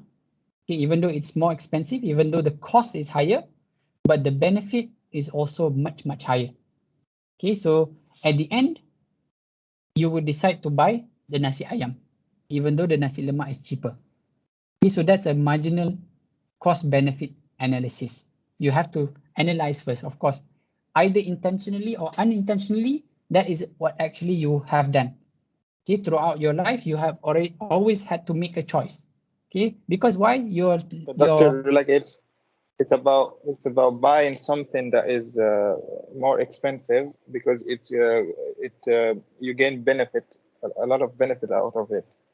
Is it that? Yeah, but not necessarily it's more expensive. Maybe it's cheaper, but you can get the more benefit.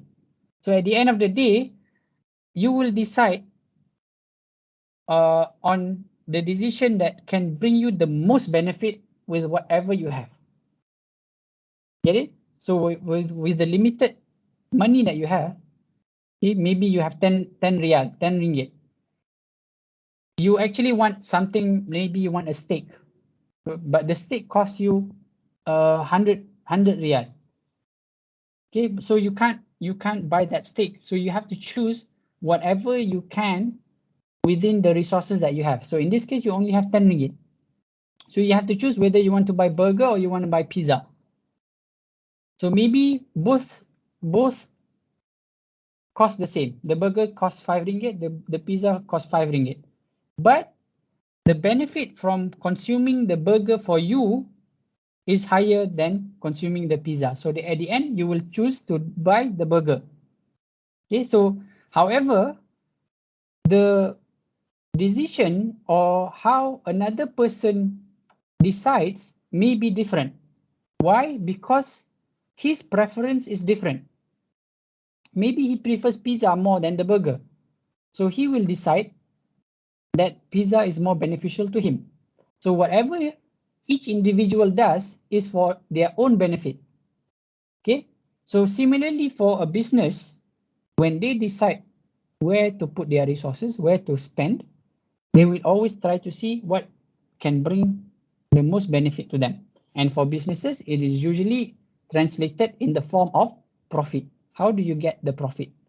Okay, so you would always try to analyze your choices, analyze your decisions on what is extra. For example, in terms of consuming the burger and the pizza, both brings you benefit. Both are actually, you like burger and pizza. But why did you choose to buy burger at the end? Because you think burger can give you more happiness, okay, more utility, or more satisfaction. Okay, so the extra from the burger eventually leads you to decide to buy that burger.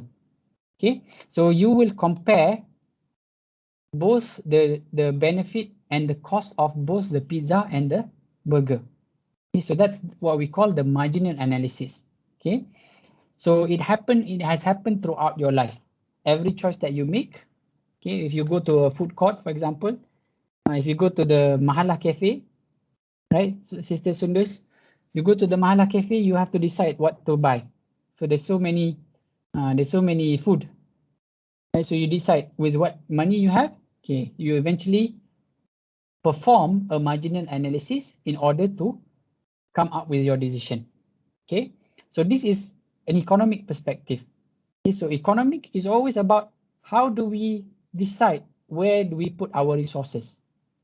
Okay, so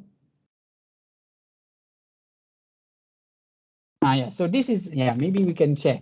Sister Sundus, what would you be doing if you weren't studying here? What would you be doing if you weren't studying here?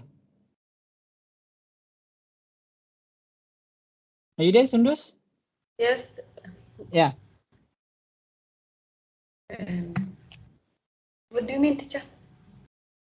If you weren't in UIA, or if you weren't continuing your study, what would you do? And the course that I will continue. The question is, what would you do if you don't continue? If you didn't, let's say UIA didn't accept your application, what would you do? And if I will go maybe somewhere else. Where? Anyway, that I will get a chance. There must be another university that is your second choice. Okay, and I will go Nairobi University. Nairobi University. Yeah. Okay, but you decided to come to UIA. So I decided to come here. Yeah. Did you have still okay? Did you have a choice when you decide to continue your studies? Were there any other university that you considered, or any other situation that you considered? No. No, so you only wanted to continue in UIA. Yes.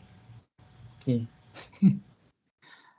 So let's say you have 10 ringgit now, and you go to a cafe, you have your dinner. What are the top 2 choices that you want to buy? And the 2 choices? Yeah. I will buy nasi ayam or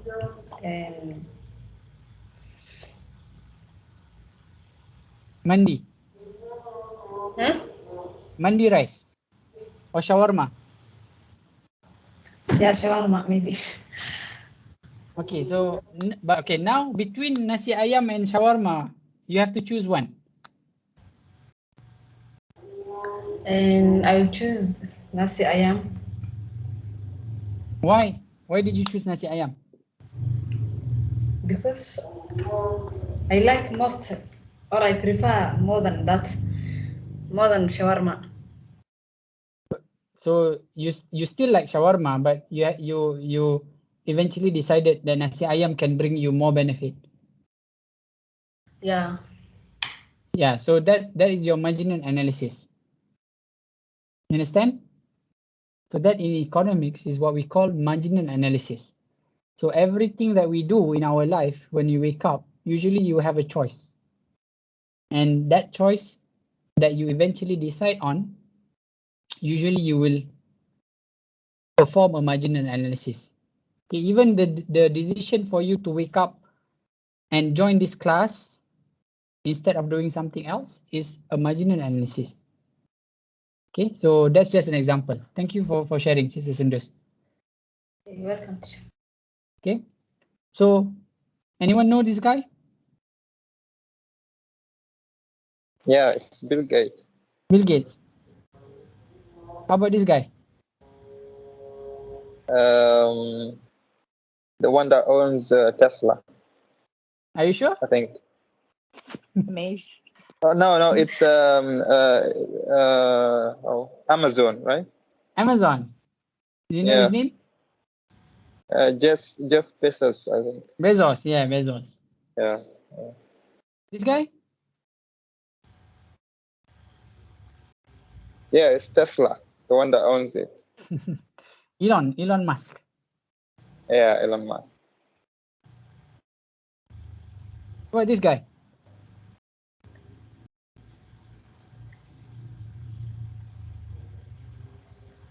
Anyone know? No, I don't know him. No. The previous three were among the, I think, the top 5 richest people in the world, right? You know, Bill Gates, Elon Musk, Jeff Bezos. I think they are top 5 richest people in the world. Okay, but this guy, maybe you don't know him, but maybe you've heard of Louis Vuitton. Maybe you've heard of Sephora. Maybe you've heard of Tiffany & Co. Maybe you've heard of Christian Dior.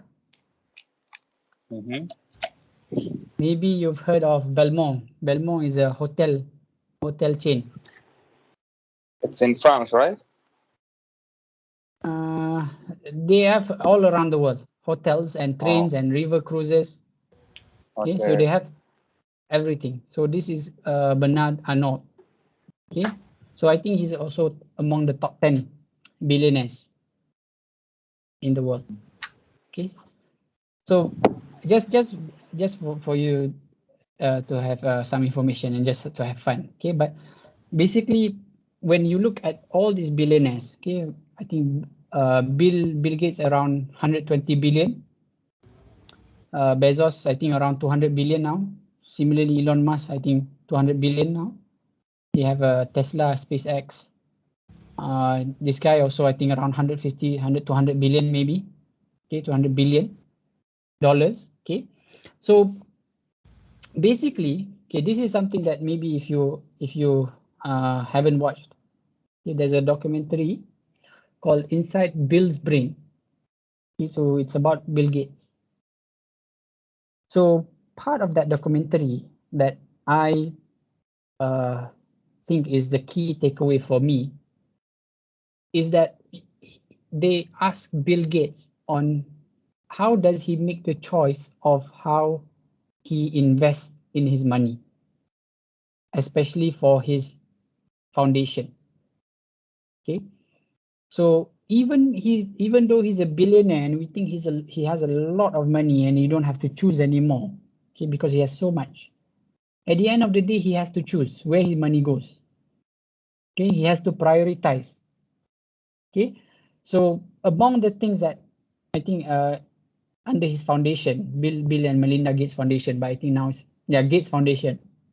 The Gates Foundation, they are investing in projects. For example, I think they malaria, to fight malaria, and then building toilets. Right, so they have to focus in a certain area to provide for Bill Gates is what is the most impactful or what can contribute the most to the society using the money that I have. So even though he has a lot of money, he still has to make the choice. And when you look at how he decides, okay, it's always a purposeful behavior. Okay, it is always how do you get the most benefit. Okay, and basically when you decide, Even for Bill Gates, when he decides to put 10 billion in this project, for example, to alleviate malaria, then he has to sacrifice another project in another part of the world. So there's always an opportunity cost for him, right? So if you have the time, why not? You can watch this documentary. And it's quite interesting to see how his brain works. Okay, so that's why the documentary is inside Bill's brain. Okay, how does he decide the things that he does? Okay, so it's always, for him, it's always a calculation on what he does. Even the decision of how he allocates his time. Okay, his time, it is allocated per minute, per hour. So it's so valuable to him. Okay, and I think we can learn a lot from him as well. So he has certain time just to read, okay, what book he wants to read, and a certain time just to think, a certain time just to meet. Okay, so all of his time is very, very precious to him. Okay, so it's something that's quite interesting. You can see basically he's thinking like an economist. Okay, because all the resources, his time is his valuable resources. Okay, so how does he allocate his time to provide the most utility for himself? Okay, so it's, I think it's still on Netflix. You can try to watch it there. Okay, so just a recap and maybe looking back again, the 4 main principles of economics, basically marginal principle. How do we decide between the two? You have a marginal analysis between the maslahah and mafsadah. What is the benefit and what is the cost? Okay, so what is the benefit of doing this decision and what is the benefit of doing that decision? What is the cost of doing this decision? What is the cost of doing that decision? So eventually, do we choose this or that? Okay, so there is always a marginal principle that we have to go through. Okay, and you do that by doing the cost benefit analysis. So the marginal principle is looking at which is the one that can bring you the extra benefit. The cost benefit principle is looking at the pros and cons of the choice. Okay, and then you also have a opportunity cost. Okay, what would you be choosing instead of buying shawarma? Why did you choose nasi ayam? What is the next best thing? Okay, so the best alternative that we forgo or give up when we make a choice or decision is called the opportunity cost. Okay, and when you decide on something, there are always the factors that influence your decision. Okay, so this is the economic perspective of decision making, and in the economic perspective, how do you allocate your resources? You do it through these principles. Okay, now, okay, so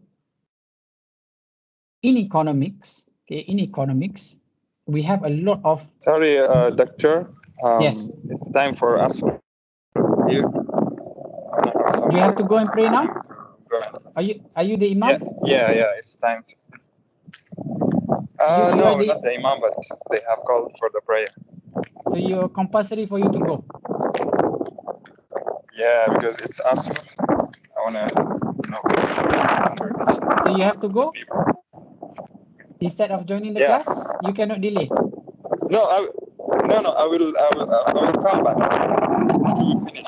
Inshallah, I'm near the mosque and just 5 minutes. Inshallah. Okay. So you can go, inshallah. Then you can watch the recording if there's anything that you missed. Okay, so you make you are making the marginal analysis, whereby it is more utility for you to go and pray first instead of joining the class. Okay? Yeah. Yes. Okay. Thank you. Yes.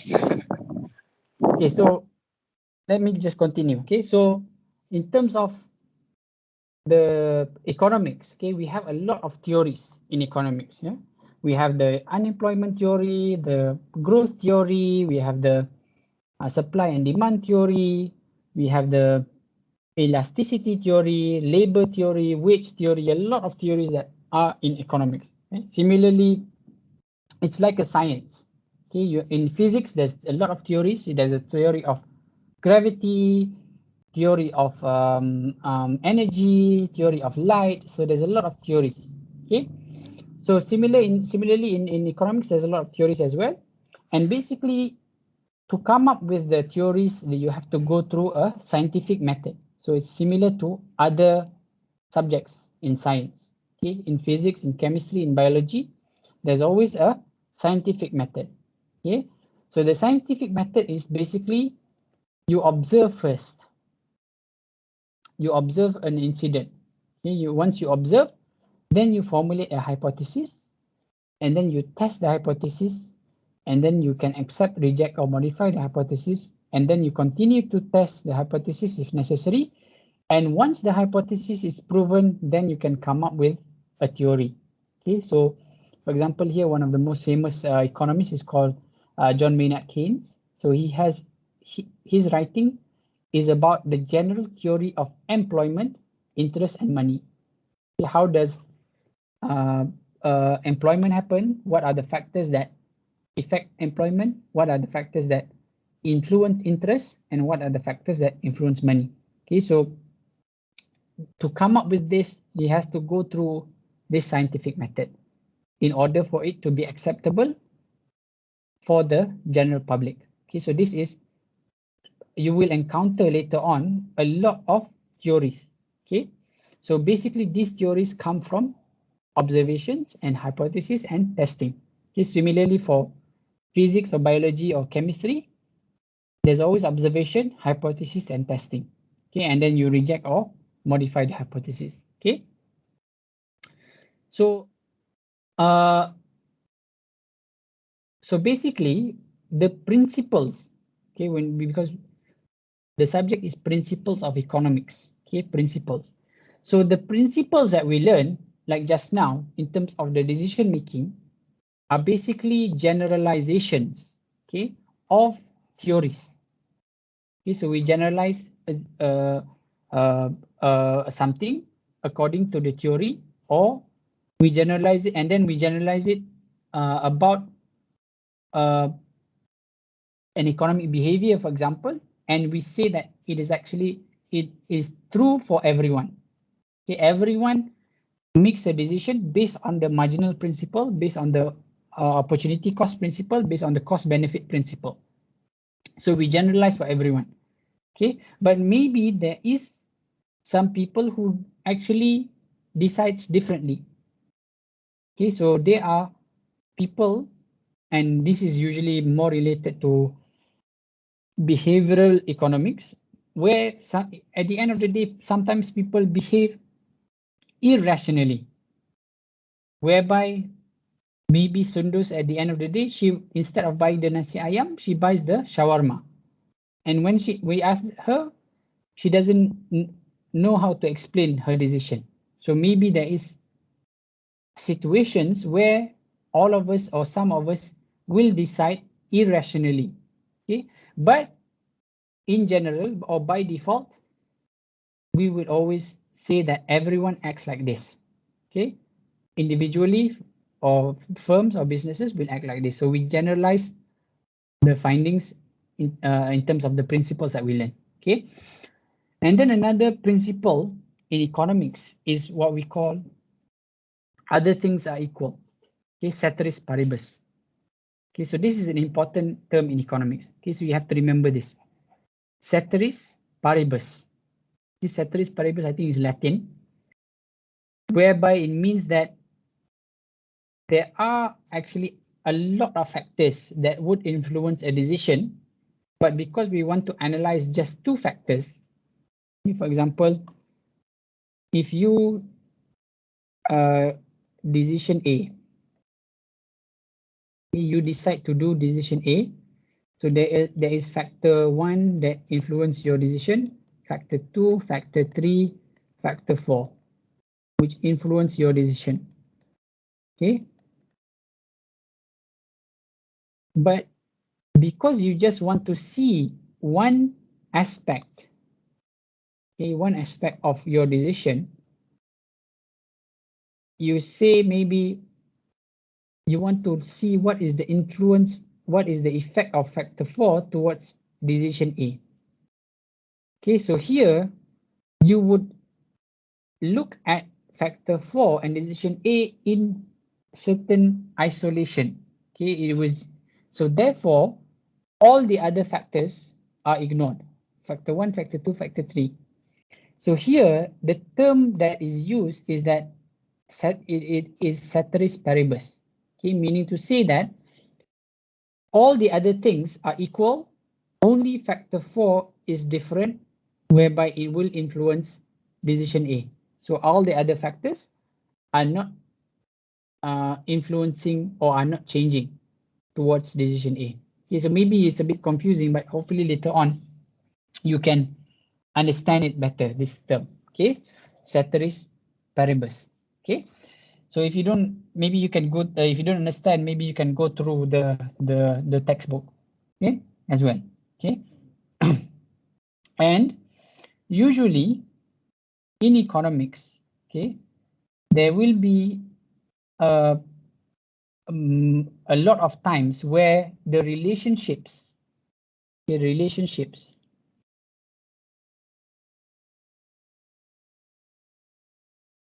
between variables, okay, between variables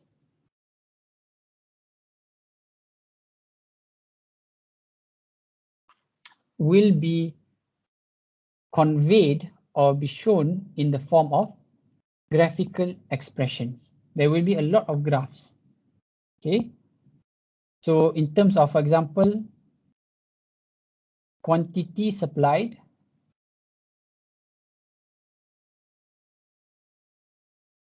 towards prices. Okay, what is the effect of quantity supplied towards the price of a certain good? So the theory is that the more quantity that is supplied, the less the price of that good. Okay, so this is can usually be represented in the form of graphs. Okay, so we'll learn this later, but I'll just show you. So a supply usually is represented through this graph. So this is supply. This is prices. This is quantity. Okay, so for example, the price of a certain good is 10 ringgit, $10. And because it's $10, the quantity is 10. Okay, so if the supply moves to the right, meaning there's more supply, okay, usually this will correspond with the lower price. Okay, here now the price is lower because the supply has changed. Okay, so this is just a representation of in the form of graphs, okay, graphical expression. Okay, so this is something that in economics is part of the economic principles. Okay, another part that you have to be aware of in economics, okay, there are two main categories. Okay, there is microeconomics and there is macroeconomics. Okay, so microeconomics is where we look at individuals. Okay, we look at individuals, firms, or individual consumers, individual firms, or individual markets. Okay, so it is not, we don't look at a wider perspective. We just focus on a certain individual. So it can be consumer, individual firm, or individual market. Okay. Another category of economics is what we call macroeconomics. Okay, so macroeconomics looks at the entire economy or a major aggregate. Okay, aggregate here means that we add, okay, we add the individuals together.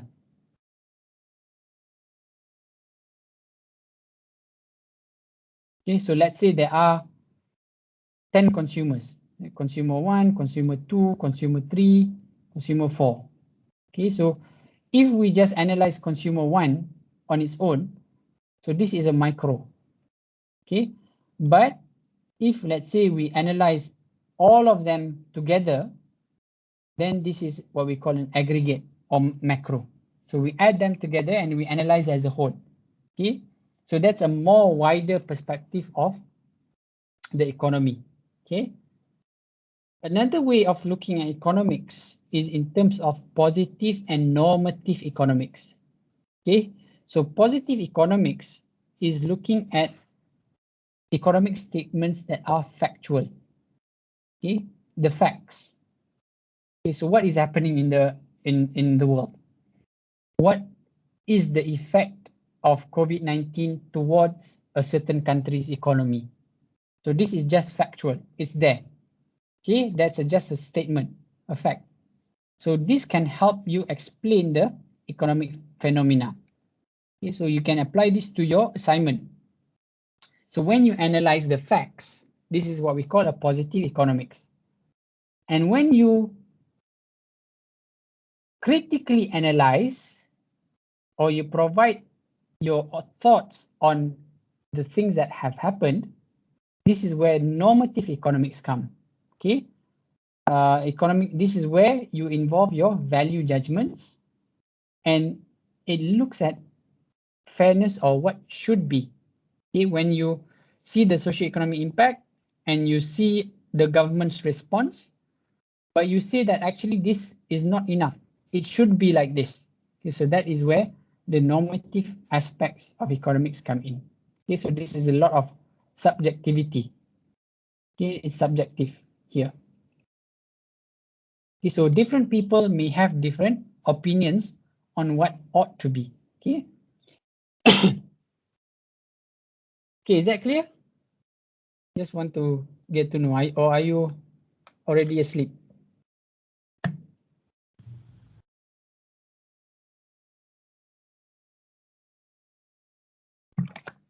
Hello, anyone there? Or am I talking to myself? Yes, yes. Is that clear? Or Yes. now it's getting more confusing? Yeah. Are you sure? Are you sure it's clear? Yeah. Confusing.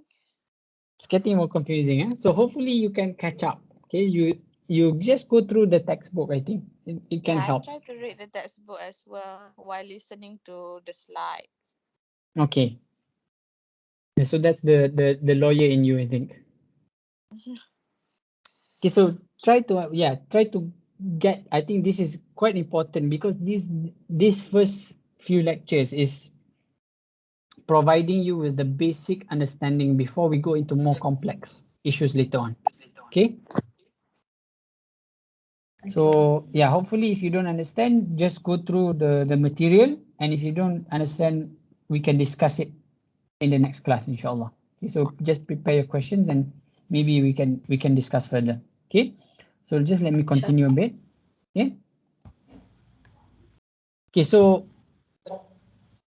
another aspect of economics is what we call the economizing problem. Okay, we mentioned this, whereby we would always have limited resources with unlimited ones. Okay, so in this case, this example is where we have limited income. I think everyone can relate to this. We have limited income, but we have unlimited ones. We want everything, but of course we can't consume everything, right? So when we have this problem, basically that you can represent this problem through a budget line. So this is a budget line that we will represent through a graph. Okay, so under the budget that we have, there are combinations of things that we can attain, or we can buy, or we can consume. Okay, and there are things that we cannot attain. This is unattainable combinations. So when we decide within our budget, there are always trade-offs and there's always opportunity costs. Okay, so let's just go through an example here. Okay, let's say we want to decide on only two things. Okay, let's say we have a budget of $120 and we like two things in life. Okay, we like movies and we like books. Okay, so but we like both. Okay, we like both. So we can see here between the two choices that we have and the limited budget that we have. Okay, so each movie that we want to watch or we want to buy, for example, we go to the cinema, will cost us $20. Okay, we have a budget of 120. So if we use all of our 120 to watch movies, okay, we can watch 6 movies. Okay, but let's say we decide, okay, let's just watch 5 movies, and the remaining I use to buy books. So we can buy 2 books and watch 5 movies. Okay, or we can buy 4 books and watch 4 movies. So there are different combinations basically between the two choices that we have based on the budget that we have. Okay, so if we put this on a graph, okay, if we put this on a graph, basically you can draw your decision on consuming movies here,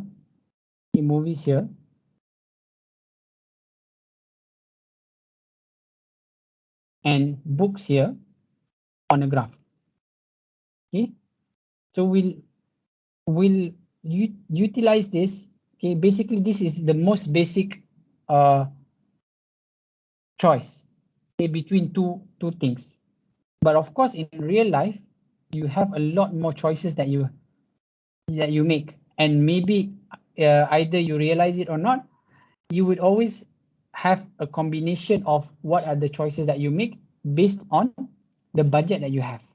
Okay, so basically everything under the budget line, this is what you can attain. So you can decide whatever point that you want. Okay, so for example, if you choose here within your budget, you can buy 6 movies but 0 books. If you choose to buy 12 books, you have 0 movies. Okay, or if you, let's say you choose to buy 4 books, if you choose to buy 4 books, okay, you choose to buy 4 books, you can watch 4 movies. So all of these combinations are attainable. What's outside of this, okay, outside of the budget line, is what we call as unattainable. Okay, so here you can represent the choices in a budget line, and you can draw it in a graph, and basically there is a mathematical equation that would come from this graph. Okay, so this is just something that later on you will encounter a lot of times, especially in terms of supply and demand. It will be represented in the form of graphs. Okay, and there will be some mathematical equations. Okay, so similarly, in a country,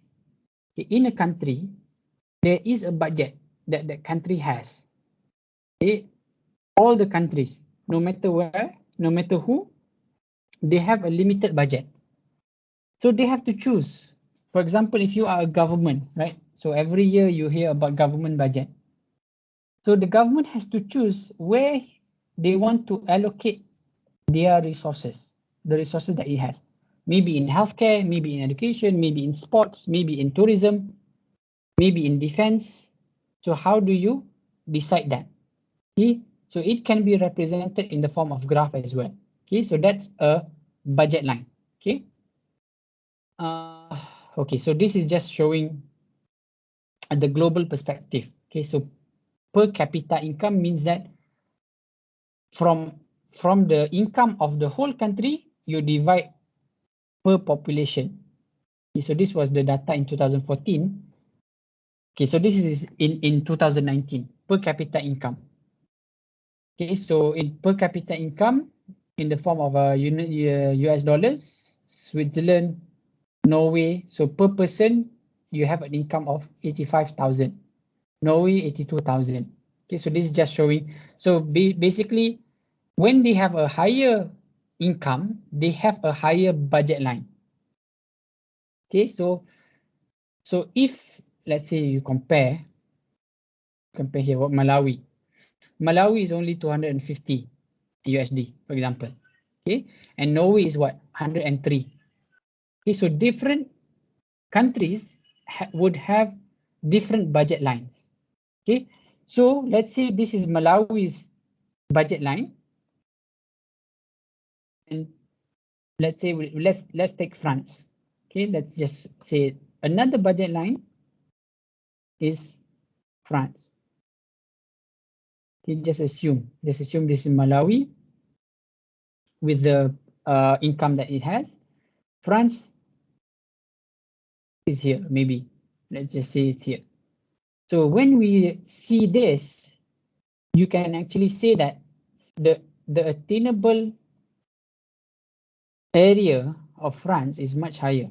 France can attain much more because they have a lot more income. Okay, so that's just an example of how you think about when you how you think when you see the data. Okay, so France has a higher income, then they can attain more. Okay, they can consume more, but still they have to make a decision. But comparatively, they can consume more. Okay, so similarly, this is I think the recent one, the data. Okay, so all the countries, they have to decide in terms of economizing problem on how to allocate their resources. Okay, so there are 4 main economic resources. You have to remember this. Okay, 4 categories of economic resources. When we say resources, this is what we mean. Okay, 4 main things. It is land. So land here, not only land that we see, but what is under the land and what is above the land. So including the minerals, the oil, the water, the trees, the air is part of what we call land. Okay. Number 2 is labor. Labor is basically the human resources. Okay. Not only the physical resources, but also the mental talents that we have. Okay. So this is usually channeled to production of goods and services. Okay, so how do we allocate our labor? Should we focus on manufacturing? Should we focus on services? Maybe some of our labor has to be lawyers, some has to be teachers, some has to be bankers. So how do we allocate, or how do we channel our labor towards this production? Okay. Number 3 is capital is also a resource.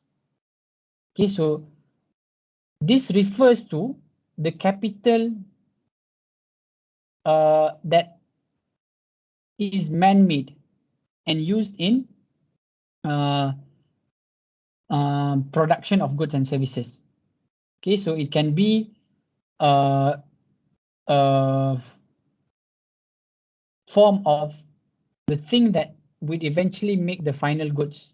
Okay, and you can also consider, some would also consider money as part of capital. So where you have to allocate money to invest and produce something.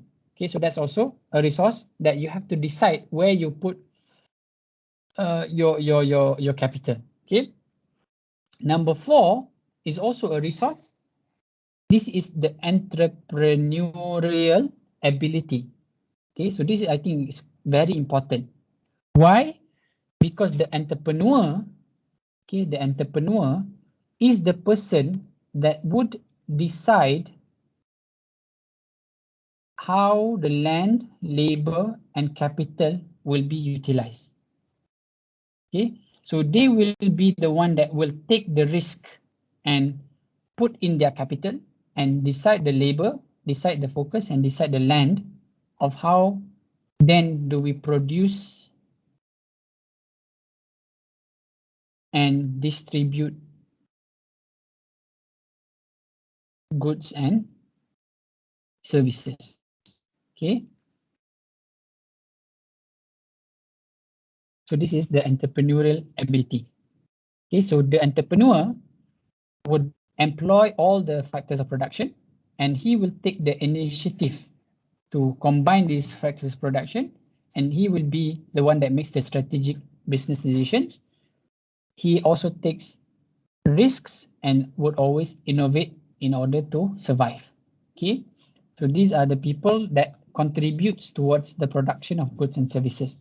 Okay, and basically when we talk about producing, there's something that we call the production possibility model, which is related to the budget line just now, which is what are the possibilities based on our resources that we have, what are the things that we can produce.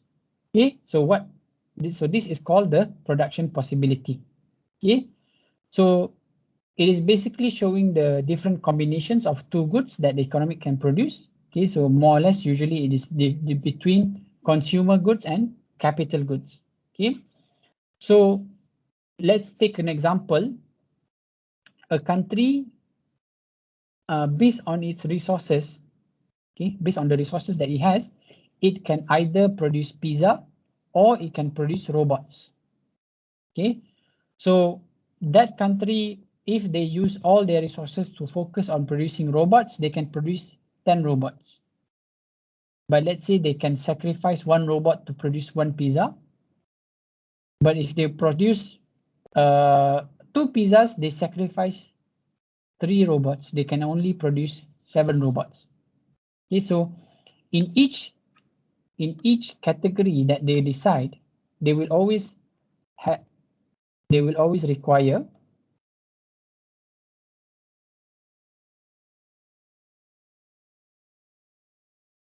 it will always require land, labor, capital, and entrepreneur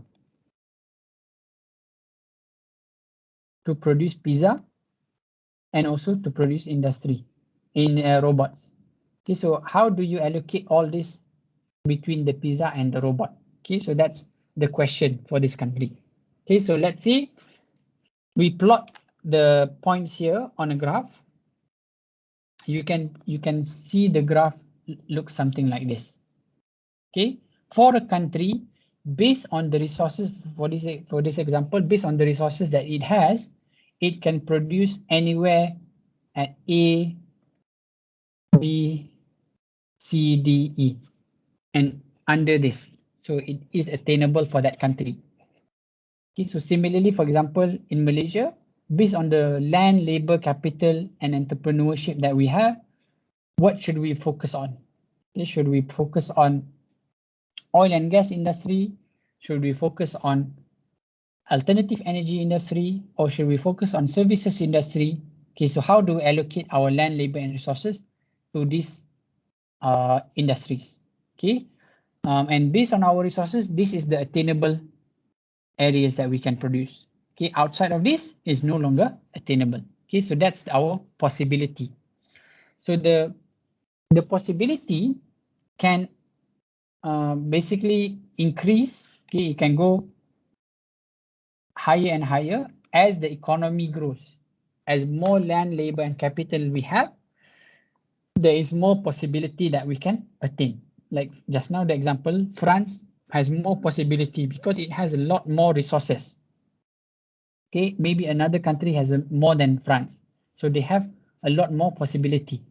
Okay, so the shape of the concave, the possibility curve is concave because it follows the law of increasing opportunity cost, whereby there's always a focus on producing goods that they can produce more or bring more benefit. Okay, and then later on you will have a marginal opportunity cost as you go along. Okay, so then the shape is concave, but it's okay. It's good to know this, but it's not. I don't want to emphasize too much on this. Okay, so basically, then you can say that okay, the decision that a country makes on how it decides to produce something would always depend on the marginal benefit and the marginal cost. Okay, and at the end of the day, where the two intersects together. So this is the equilibrium. Okay, Okay,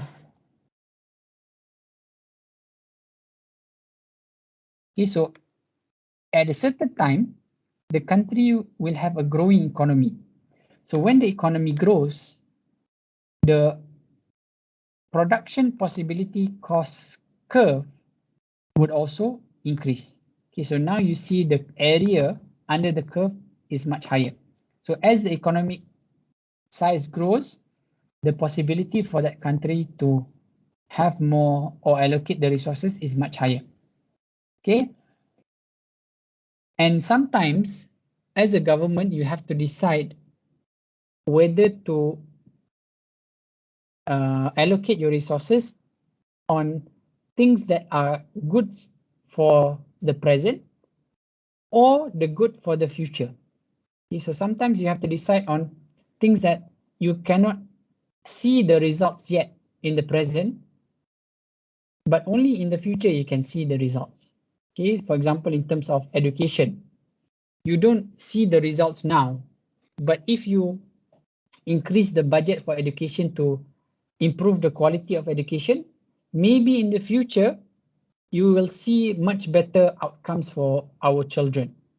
Okay, but when you allocate more for education, you would have to sacrifice the things in the present.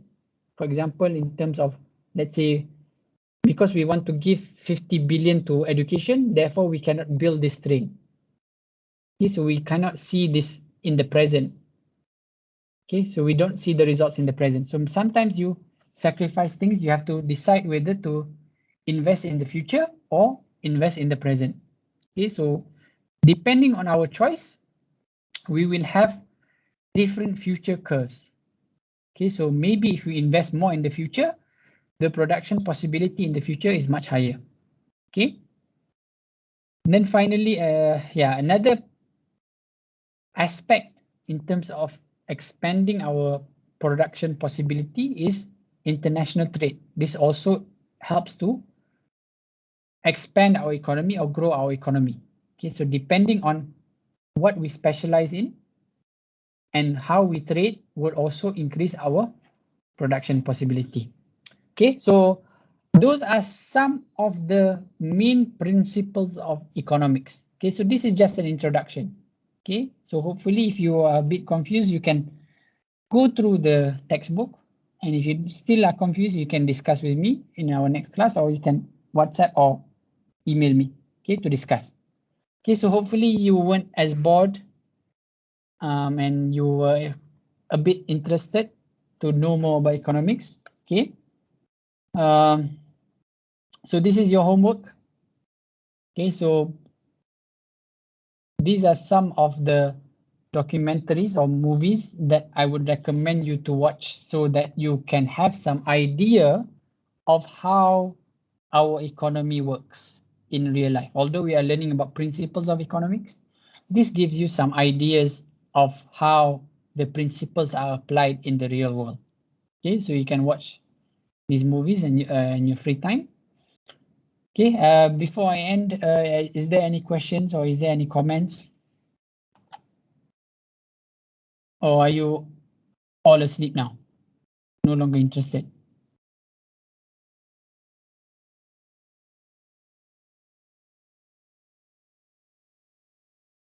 Hello? No one there? Have I been talking on my own? Yeah, that's chat. Okay, everything okay? Yeah, it is okay. Yeah. Are you sure it's okay?